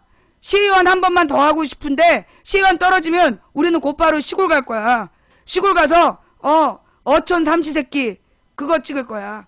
매일매일 모바일 방송으로 바다에서 낚시하는 거, 그리고 이렇게 농사 짓는 거, 그거 방송하면서 먹고 살 거야. 걱정하지 마라. 자, 근데 왜 아프리카 TV 함? 자, 그러게 말이야. 이 아프리카 TV를 왜 할까요? 망치 부인이 뭐 이런 얘기를 해요. 야, 이 망치 부인이야, 네가 여기서 백날 떠들어봤자 세상이 변하냐? 아니, 그러게 말이야. 아니, 왜 아프리카 TV 방송하고 그냥 동네 아줌마가 그냥 방구석에서 떠드는 방송인데 왜 종편에서 모니터링 해갖고 방송하냐? 우리나라 이렇게 2대 종편이 지금 돌아가면서 망치부인 방송 가지고 막 비평 방송도 해. 내가 무슨 대통령도 아니고 막 10대 뭐 뉴스 10대 이슈에 내가 들어간대. 별것도 아닌 그냥 13일 방송을 10대 이슈 막 이러면서 방송하더라고. 아니, 그냥 동네 불량주부 동네 아줌마가 방구석에 앉아서 떠드는데 종편에서 왜 해설하고 반박하고 그래. 막 대단한 거야 이 방송이? 예. 자, 이게 답변이 됐는지 모르겠는데 아프리카 TV에서 방송하는 망치부인이 망치부인의 방송이 별것도 아니에요. 그런데 이게 지금 듣는 사람이 많은가 봐. 왜? 지금도 이 방송 시청이 안 된다고 계속 문자 들어오고 있어. 시청하기가 안 되는데도 3,000명 넘게 보고 있어. 아까도 3,500명 넘게 보더만. 평일에 대낮에 수천 명이 그 사무실에서 숨죽여서 이어폰을 꽂고 이 방송을 듣고 있고, 이 많은 언론인들 그리고 많은 공무원들이 이 방송을 듣고 있어. 각계각처의 오피니언 리더들이 이 방송을 듣고 자기네들의 언어로 변화시켜서 자기네들의 이 그 활동 영역에서 망치 부인의 주장을 흡사하게 펼쳐나가고 있는 거야. 그 종편아, 니네가 자꾸 나를 씹어가지고 부작용이 있어. 우리 시청자들의 제보에 의하면 요즘에 할아버지들이 335 모여 앉아갖고 망치 부인 방송 듣고 있대. 너네가 그렇게 홍보해준 덕분이야. 아, 내 밥을 한 끼 사야 되나? 이 종편에서 지금 한 3월 달부터 계속 망치 부인을 자꾸만 언급을 하니까 요즘에 할아버지들이 335 모여 앉아갖고 망치 부인 방송 본대. 내가 밥 사야 되냐? 그래, 내가 별풍선 수입이 좀 늘어나면 밥 한 끼 살게. 우리 동네 김밥 잘한 데 있어. 놀러와. 왜 아프리카 TV 하냐고요? 예. 사실 나 2010년 11년에 케이블 방송에서 그 고정 프로를 하고 싶다는 연락이 왔었어. 2010년 11년에 케이블 방송에서 고정 프로를 하겠다는 연락이 오고, 예. 그러면서 12년 초까지도 그랬었던 것 같아. 예. 근데 내가 안 갔어. 왜 안 갔냐? 걔 누구니? 장동민 꼴 날까봐. 장동민, 옛날에 팟캐스트에서 막말했다고 그걸로 5만 시비. 그 장동민 시비도 선거와 더불어서 쑥 들어갔더만. 장동민 시비도 선거 끝나면서 쑥 들어갔어. 선거 때까지 젊은 애들한테 관심 끌기 위해서 퍼뜨린 거지. 하여튼 그래서 내가 무슨 얘기하다 말았지? 예. 내가 2010년 11년에도 지상파에서 나한테 출연 제한이 없었고 케이블 방송 몇 개에서는 출연하라 그랬는데 그것도 고정 방송으로 내가 안 나간다 그랬어요. 왜? 그렇게 케이블 방송에 나가게 되면 뭐가 되는 거야? 그 방송사하고의 계약 관계 때문에 나의 방송에 제약이 생겨. 내 방송을 갖고 시비를 걸 수 있어. 그래서 내가 안 나가는 거야. 내가 아프리카 방송을 하는 이유는 뭐냐? 아프리카 방송은 철저한 개인 방송이고 헌법이 보장한 국민의 자유권 행사 공간이야. 그래서 내가 여기 아프리카 TV에서 국민의 권리에 충실한 방송을 하고 있는 거야. 망치 부인이 아프리카에서 방송해주면 고맙게 생각해야 돼. 근데 참, 아까 보는 사람은 3,500이 넘던데 추천은 지금 2,800. 야! 누구야? 방송 열심히 봐놓고 지금 추천 안 하고 도망간 700명. 너네 오늘 밤에 빤스 갈아입고 녹색 설사할지어다. 너네 오늘 빤스 갈아입고 녹색 설사할 줄 알아. 어디서 추천을 안 하고 도망질이야? 자, 그래서 망치 부인이 아프리카 TV 방송한다는 얘기 하나 했고요. 자, 그럼 망치 부인의 아프리카 TV, 그게 뭐 망치 부인 혼자 떠드는 게 아니야. 손님이 오십니다. 자, 손님이 오십니다. 자, 여러분 잘 들으세요. 예. 그 망치 부인 내일도 방송합니다. 5월 1일 노동절이지만 내일도 방송하고요. 5월 4일도 방송합니다. 그런데 5월 5일 화요일 날 원래 정규 방송인데 쉬겠습니다. 왜? 빨간 날이니까 쉬어. 그러면 다음 주에는 5월 7일 8일 이틀만 4, 7, 8 3일만 방송하나요? 그럴 순 없잖아. 그래서 다음 주에는 5월 5일 쉬는 대신 5월 6일 방송합니다. 바로 그 5월 6일에 손님이 오십니다. 예. 5월 6일에 그 게스트가 오십니다. 참고로 남자입니다.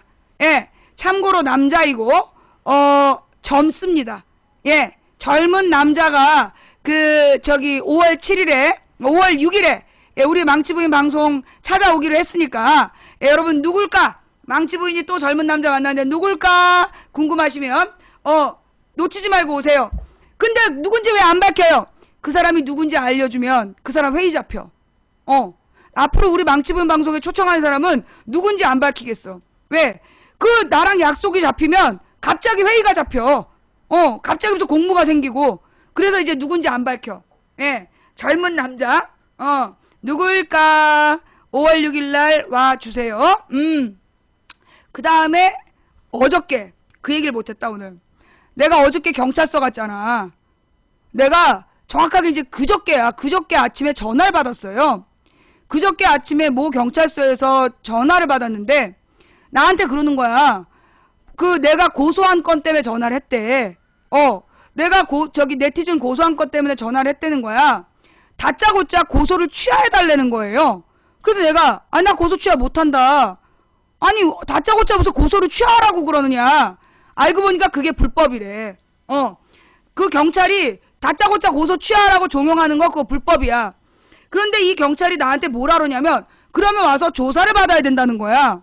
그래서 무슨 조사를 받으라는 거냐. 그때 검찰에 지시가 내려왔대. 검찰에 정확한 표현이 뭐였더라? 검사의 제지가 내려왔다. 검사의 제지가 내렸다는데 제지가 뭔지 모르겠어? 그러니까 무슨 이제 수사 지휘인가 봐. 그래서 고소인인 나를 조사하라고 그랬다. 고소 건수가 몇 건인지, 그리고 합의금을 목적으로 그 기획 고소한 거 아닌지, 그런 나를 조사를 하라는 지시가 내려왔다는 거야. 그래갖고 내가 그랬지. 좋다. 가겠다. 조사받으러 가겠다. 왜? 내가 기다렸어. 4월 13일부터 기다린 소식이었거든. 검찰에서 나를 부르길 내가 기다리고 있었어. 내가 할 말이 많았거든. 그 뭐 홍가해법 때문에 홍가해가 기획고소를 했다고. 그래서 그렇게 합의금을 노린 기획고소자들을 그 뭐 처벌하겠다라고 대검찰청에서 지시를 내렸잖아. 그게 나는 내가 뭐라 했어요. 홍가해 팔아서 나를 치려는 거다. 내가 그렇게 얘기했잖아. 역시 기다리던 뉴스가 온 거야. 그래가지고 소식이 와서 내가 나한테 악플 달았던 새끼들 자료 쫙 뽑아가지고 자료 쫙 뽑고 그 다음에 내가 그러니까 나는 원하지 않았지만 변호사가 합의한 내용들 쫙 뽑았어. 그래가지고 좋다. 검사 누군지 날 조사하면 내가 너 받겠다. 그리고 나는 대검찰청으로 바로 간다. 그래서 갔어. 가가지고 이제 딱 갔더니 여기서 황당한 우리 변호사님이 실수를 하신 거야. 아프리카 TV에서 A가 나한테 쌍욕을 했어.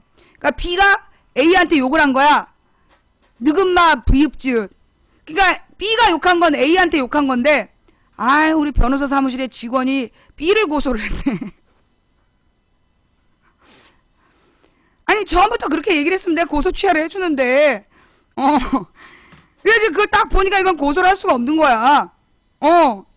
그런데 내가 딱 그 전날 내가 이제 화요일 날인가 방송을 했잖아.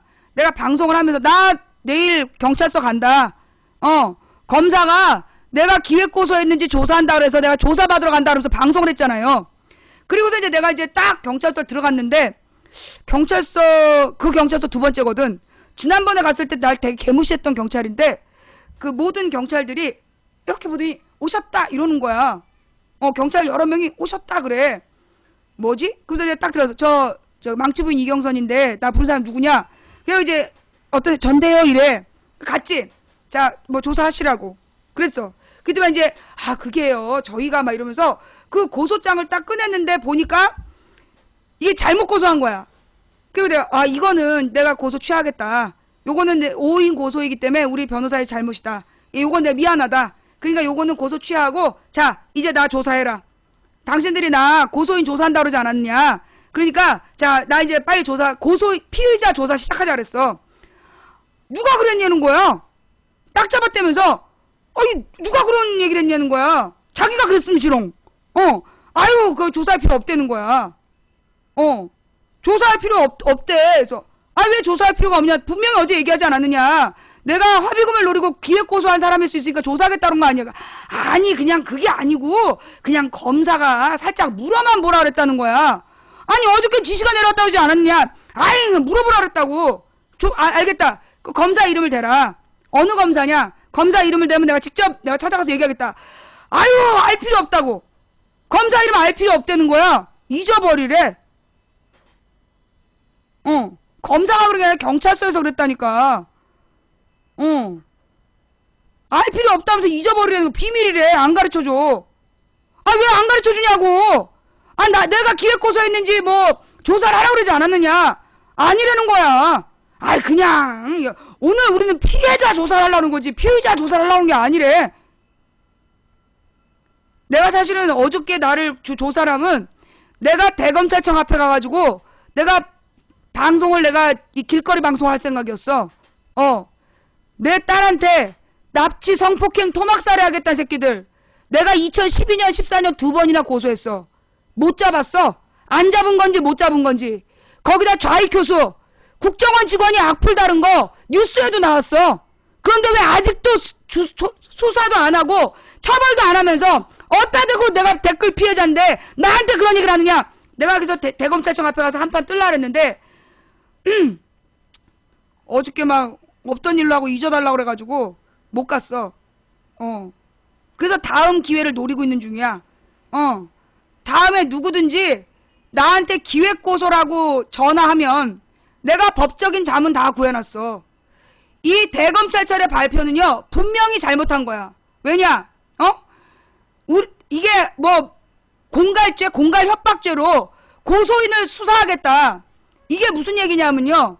그건 우리 쪽에서 그 잘못한 놈의 연락처를 알아낸 다음에 먼저 전화해서 합의하자. 그러면 그거 공갈죄로 지금도 처벌받아. 난 단 한 건도 그런 적 없어. 우리는 뭐 저 합의해달라고 울고불고 부탁한 사람들에 대해서 면명해줬을 뿐이야. 그런데 뭐 합의를 목적으로 기획고소? 거기다가 4월 13일에 발표한 검찰 시행령으로 감히 작년에 고소한 사건을 가지고 조사를 해? 대한민국의 법률 불소급 원칙이 없어? 나중에 만든 법으로 그 이전의 행위를 규제할 수 없다. 그게 법률 불소급의 원칙이야. 어디다 대고 기획고소야. 기획고소는 내가 앞으로 나한테 그런 조사하겠다 그러면 내가 대검찰청 앞에 가가지고 나한테 악플 단 새끼들 악플을 줄줄 읽어줄 거야. 계속 줄줄 읽으면서 이런 애들에 대해서 고소한 게 지나가는 사람들한테 물어보고 근데 아직 검사가 이계덕한테 한 말 아니라 그랬대. 검사가 이계덕이가 그거 나한테 한 얘기냐고 따지니까 검찰에서 이계덕한테 한 얘기 아니라 그랬대. 그리고 기사에 나는 아예 언급이 안 됐어. 지금은 내가 찾아가면 좀 오바야. 그러니까 어떤 검사든지 나한테 전화해가지고 기획고소 어쩌고 저쩌고 그러면 그때 쳐들어가려고.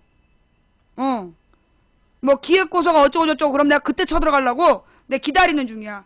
누구든지 연락해. 누구든지 연락해. 내가 합의금을 노리고 뭐 기획고소했다 연락해. 나 조사받을 준비 다 돼 있어. 자, 이렇게 해서 뭐 어저께 그러니까 어저께는 경찰서를 갔다 온 거고 어제 방송을 안 한 이유는 그것 때문에 방송 안 한 게 아니라 여러분 잘 들어요. 내가 재보선 때 방송 안 하는 이유가 있어. 뭐냐? 여러분들이 재보선 때 아무 생각 없이 채팅창에 글 쓰잖아. 그거 이 새끼들이 다 캡처를 해.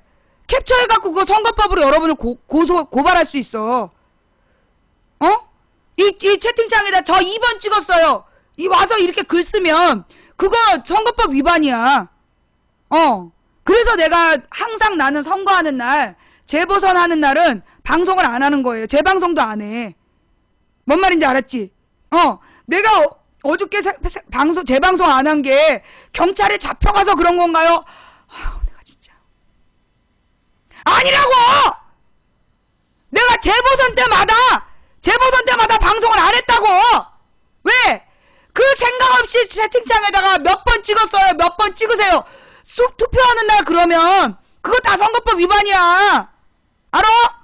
그래갖고 니들 잡혀갈까봐 내가 방송을 안 한 건데 망치 부인이 잡혀가신 건가요? 별일 없으신가요?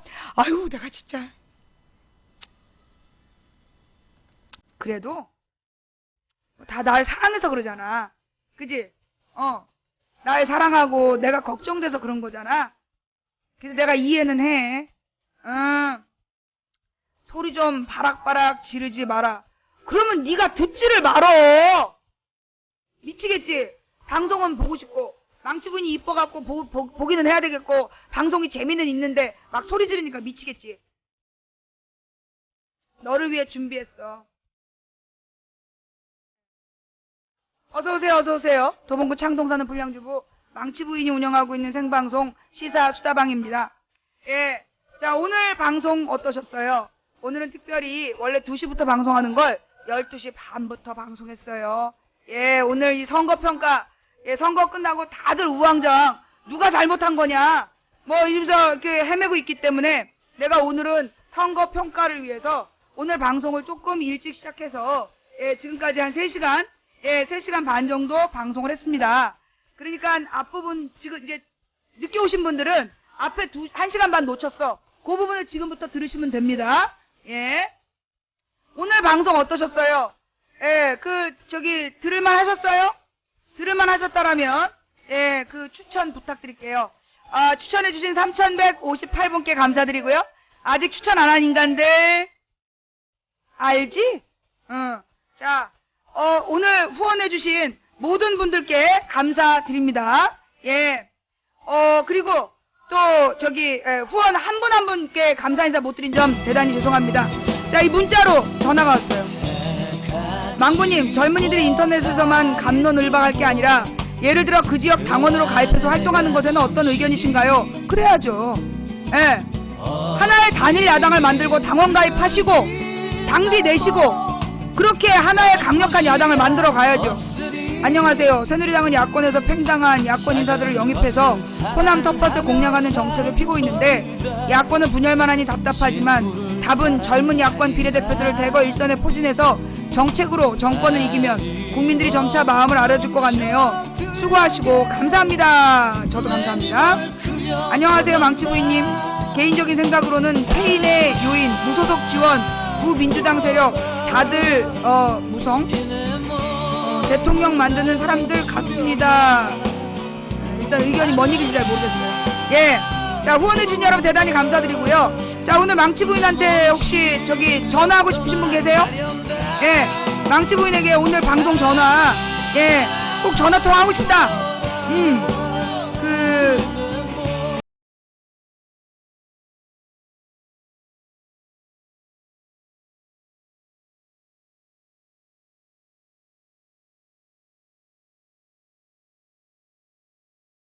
사람들이 못 알아들어. 예. 후원해준 여러분 대단히 감사합니다. 예. 풀치어 사진사님은 말보다 글이 잘 되니까 글을 좀 써주세요. 예. 예. 자, 전화하실 분 지금 전화하세요. 선착순 3분만 전화 받습니다. 예. 자, 망치부인에게 오늘 방송 듣고 할 말 있다. 선착순 3분만 전화 받습니다. 예. 후원해주신 여러분 대단히 감사드립니다. 추천해주신 3,247분께 더욱더 감사드립니다. 자, 지금 선착순으로 전화 3통만 받겠습니다. 전화번호요. 모르면 전화하지 마세요. 네.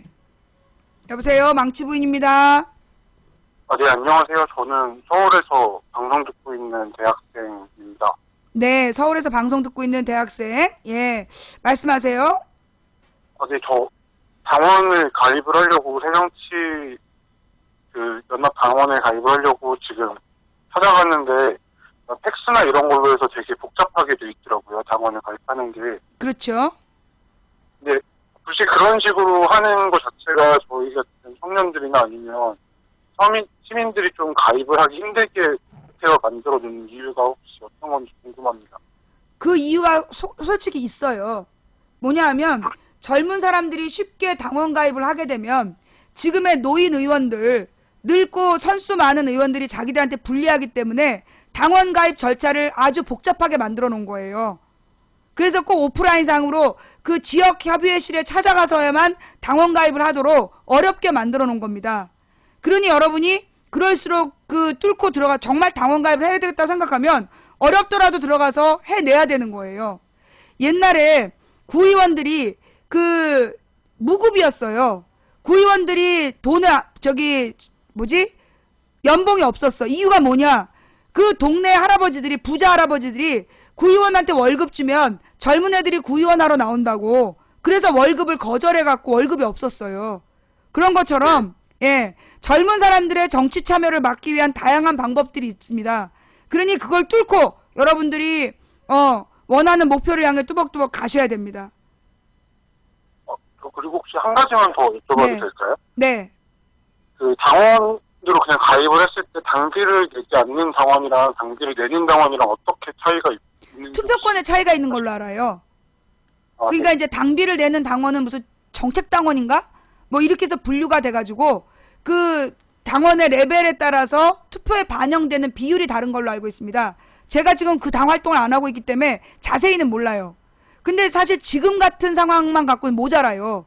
여러분들이 좀 더, 그러니까 그 젊은 사람들이 당원 가입이 쉽도록 고쳐야 된다라고 강력하게 문재인 대표에게 요구하셔야 되고, 근데 인터넷으로도 정당 가입 가능하게 해야 된다.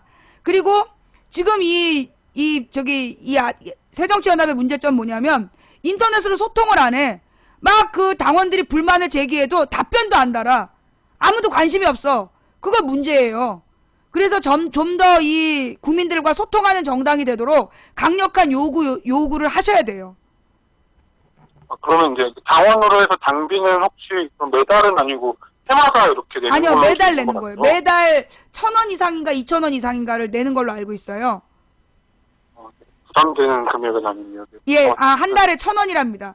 예. 한 한 달에 달에 1,000원 이상만 내면 자동이체를 하면 그 나중에 당대표도 뽑을 수 있고 그 지역 공천에도 참여할 수 있고 그런 걸로 알아요. 네. 감사합니다. 저 그게 네, 좀 고맙습니다. 궁금했었거든요. 네네, 방송 죄송합니다. 전화 주셔서 감사합니다. 들어가세요. 예. 네. 자, 잠깐만. 예. 그 다음 전화 받을게요. 자, 선착순 한 통 받았고요. 두 번째 전화 받습니다. 여보세요, 망치 부인입니다. 안녕하세요. 네. 저는 부천에 사는 중학교 1학년 학생입니다. 부천에 사는 중학교 2학년 학생이요? 네, 1학년 학생인데요. 제가 응. 작년부터 정치에 관심을 가지기 시작해가지고 궁금한 게 있습니다. 중학생이야? 목소리가 네. 되게 의젓하네요? 네, 감사합니다. 그래요. 뭐예요? 궁금한 게. 현재 여당이 네. 솔직히 권력이 많이 잡고 있다 생각하는데요. 네. 여당이 이렇게 유리한 이유와 예. 이번에 야당이 성완종 리스트라는 힘을 갖고도 예. 질 수밖에 없었던 상황을 좀 설명해 줄 수 있으실까요? 아까 우리 방송 처음에 못 들었죠? 네. 그 부분은 재방송을 들으면 좀 더 자세히 알 수 있고요. 일단 네. 지금 왜 여당이 우세하냐 하면 기본적으로 네. 우리나라 국회의원 선거가 소선거구 제도예요. 네. 소선거구 제도가 뭐냐 하면 지역을 이제 조그맣게 다 잘게 쪼개는 거야. 그래서 네. 그 지역에서 무조건 최다 득표한 1등만 당선되는 구조예요. 그러다 보니까 각 지역의 후보가 난립해버리면 가령 네. 이제 그 여당을 지지하는 35%는 후보가 한 명 나오고 야당을 지지하는 65%가 후보가 4-5명이 나와버리면 언제나 여당이 이기는 거예요. 그 첫 번째 문제는 소선거구 제도의 문제. 그 다음에 네. 두 번째는 대통령 선거나 이런데 언론이 네. 공정한 선거 중립을 지키지 않아요. 가령 네. 이번 재보선 같은 경우에도 특정 후보를 계속 홍보했어, 언론이. 그리고 네. 특정 정당, 여당의 입장에 서서 방송을 해요. 그러니까는 국민 여론이 그 투표에 참여하고 싶은 여론, 의지를 갖지 못하게끔 그 언론이 심리전을 펼치는 거죠. 그러다 네. 보니까 여당에게 유리한 선거 구도가 만들어지는 거예요. 그리고 왜 이번에 야당이 질 수밖에 없었는지는 망치 아줌마가 방송한 내용 지금 조금 이따 재방송할 거니까 그걸 쭉 보면 알 수 있어요. 그리고 네, 부탁하고 싶은 감사합니다. 건, 중학생은 혼자 보면 안 돼.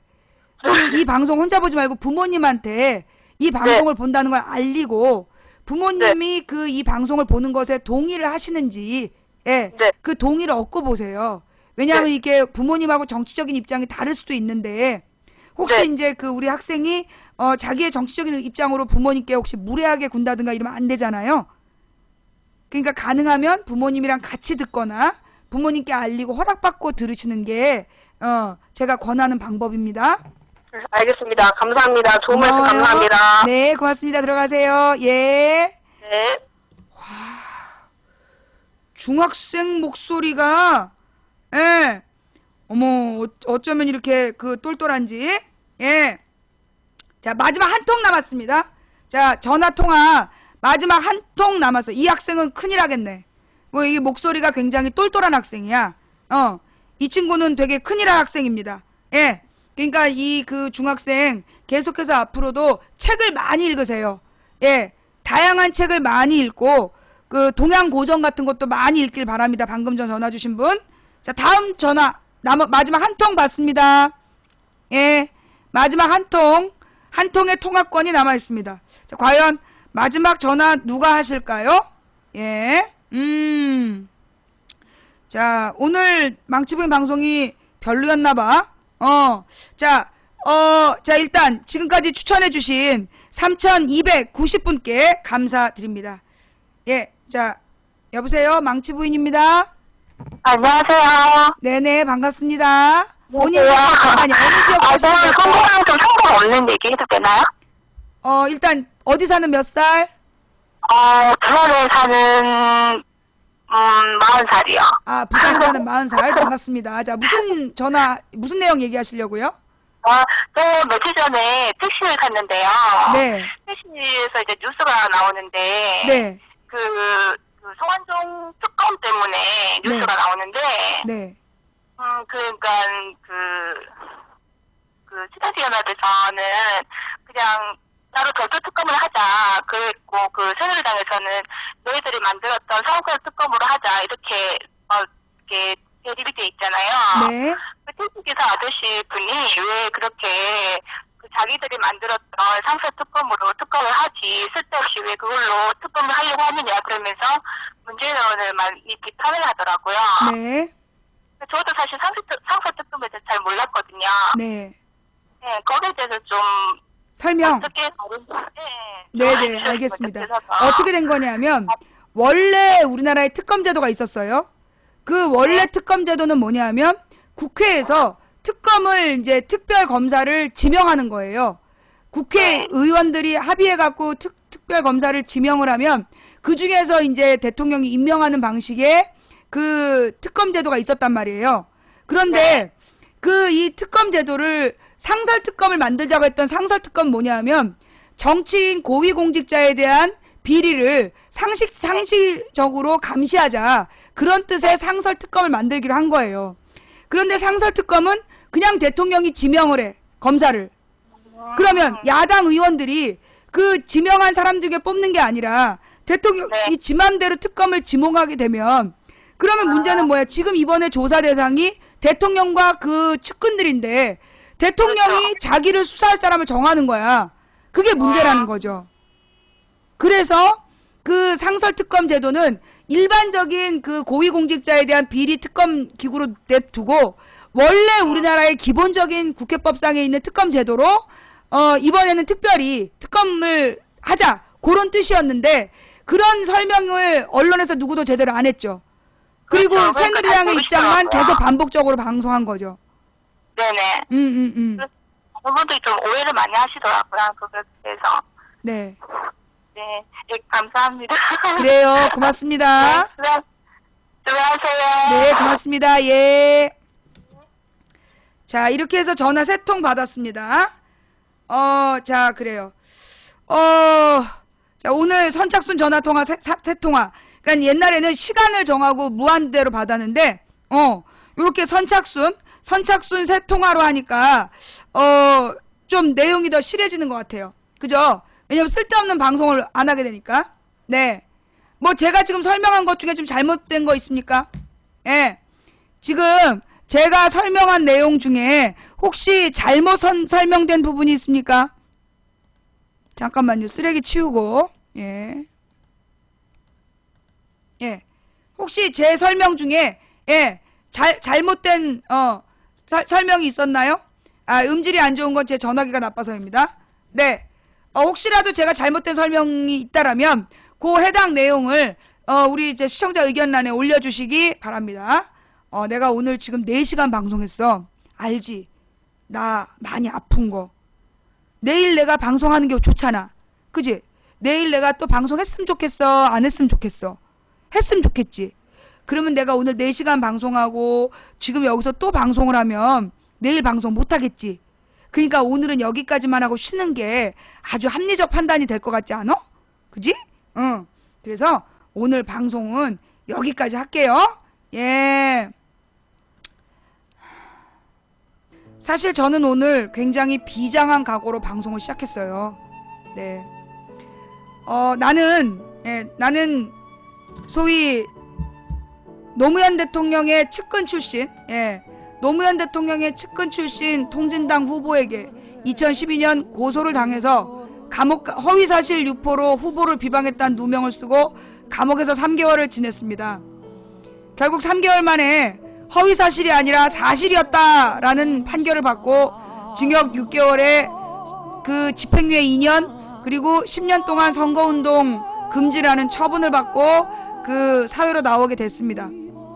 사실 저는 이 통진당 이 출신들이라든가 또는 노무현 대통령 측근이라 그러면 이가 갈리는 사람입니다. 그러나 그럼에도 불구하고 저는 오늘 친노도 다 필요하다. 그리고 통진당 지지 세력도 다 필요하다. 그리고 호남 세력이 중심을 잘 잡아야 된다. 친노를 버려야 된다는 사람들에게 묻고 싶습니다. 그럼 호남도 버려야 됩니까? 친노를 버려라, 호남을 버려라, 486을 버려라, 통진당을 버려라. 그럼 누구만 남어? 새누리당만 남어, 씨발. 지금 장난하냐? 장난해? 여러분께 부탁드리고 싶은 건 오늘 우리의 모든 개인적인 원한은 잊으셨으면 좋겠습니다. 대북 송금 특검이라는 동, 개별적으로 친노들하고 싸웠다는 동, 당신이 나처럼 감옥 갔다 왔어? 친노의 고소고발로 감옥 갔다 왔어? 감옥까지 갔다 온 나도 용서하는데 당신도 용서를 해야지. 응? 지금 이대로 호남이 쟤네들의 호남 분들이 쟤네들의 작전에 말리면 2년 뒤에 그 두고두고 이 호남이 모든 책임을 지고 욕을 먹을 겁니다. 그런 일이 없어야 되겠죠. 호남과 영남과 전국에 있는 민주주의자들이 똘똘 뭉쳐서 우리는 내년과 후년에 다가올 위기를 대비해야 됩니다. 전쟁이에요. 저는 대선보다 국회의원 선거가 더 중요하다고 생각합니다. 내년 국회의원 선거를 지난번처럼 또 지고 나면 우리를 보호할 장치 없이 30년 갑니다. 그래서 내년 국회의원 선거가 후년 대선보다 10,000배는 더 중요합니다. 그래서 오늘 우리는 전쟁을 시작하는 겁니다. 우리는 이 전쟁에 목숨을 걸어야 할지도 모릅니다. 살고자 하는 자는 죽을 것이고 죽으려고 하는 자는 살 것이다.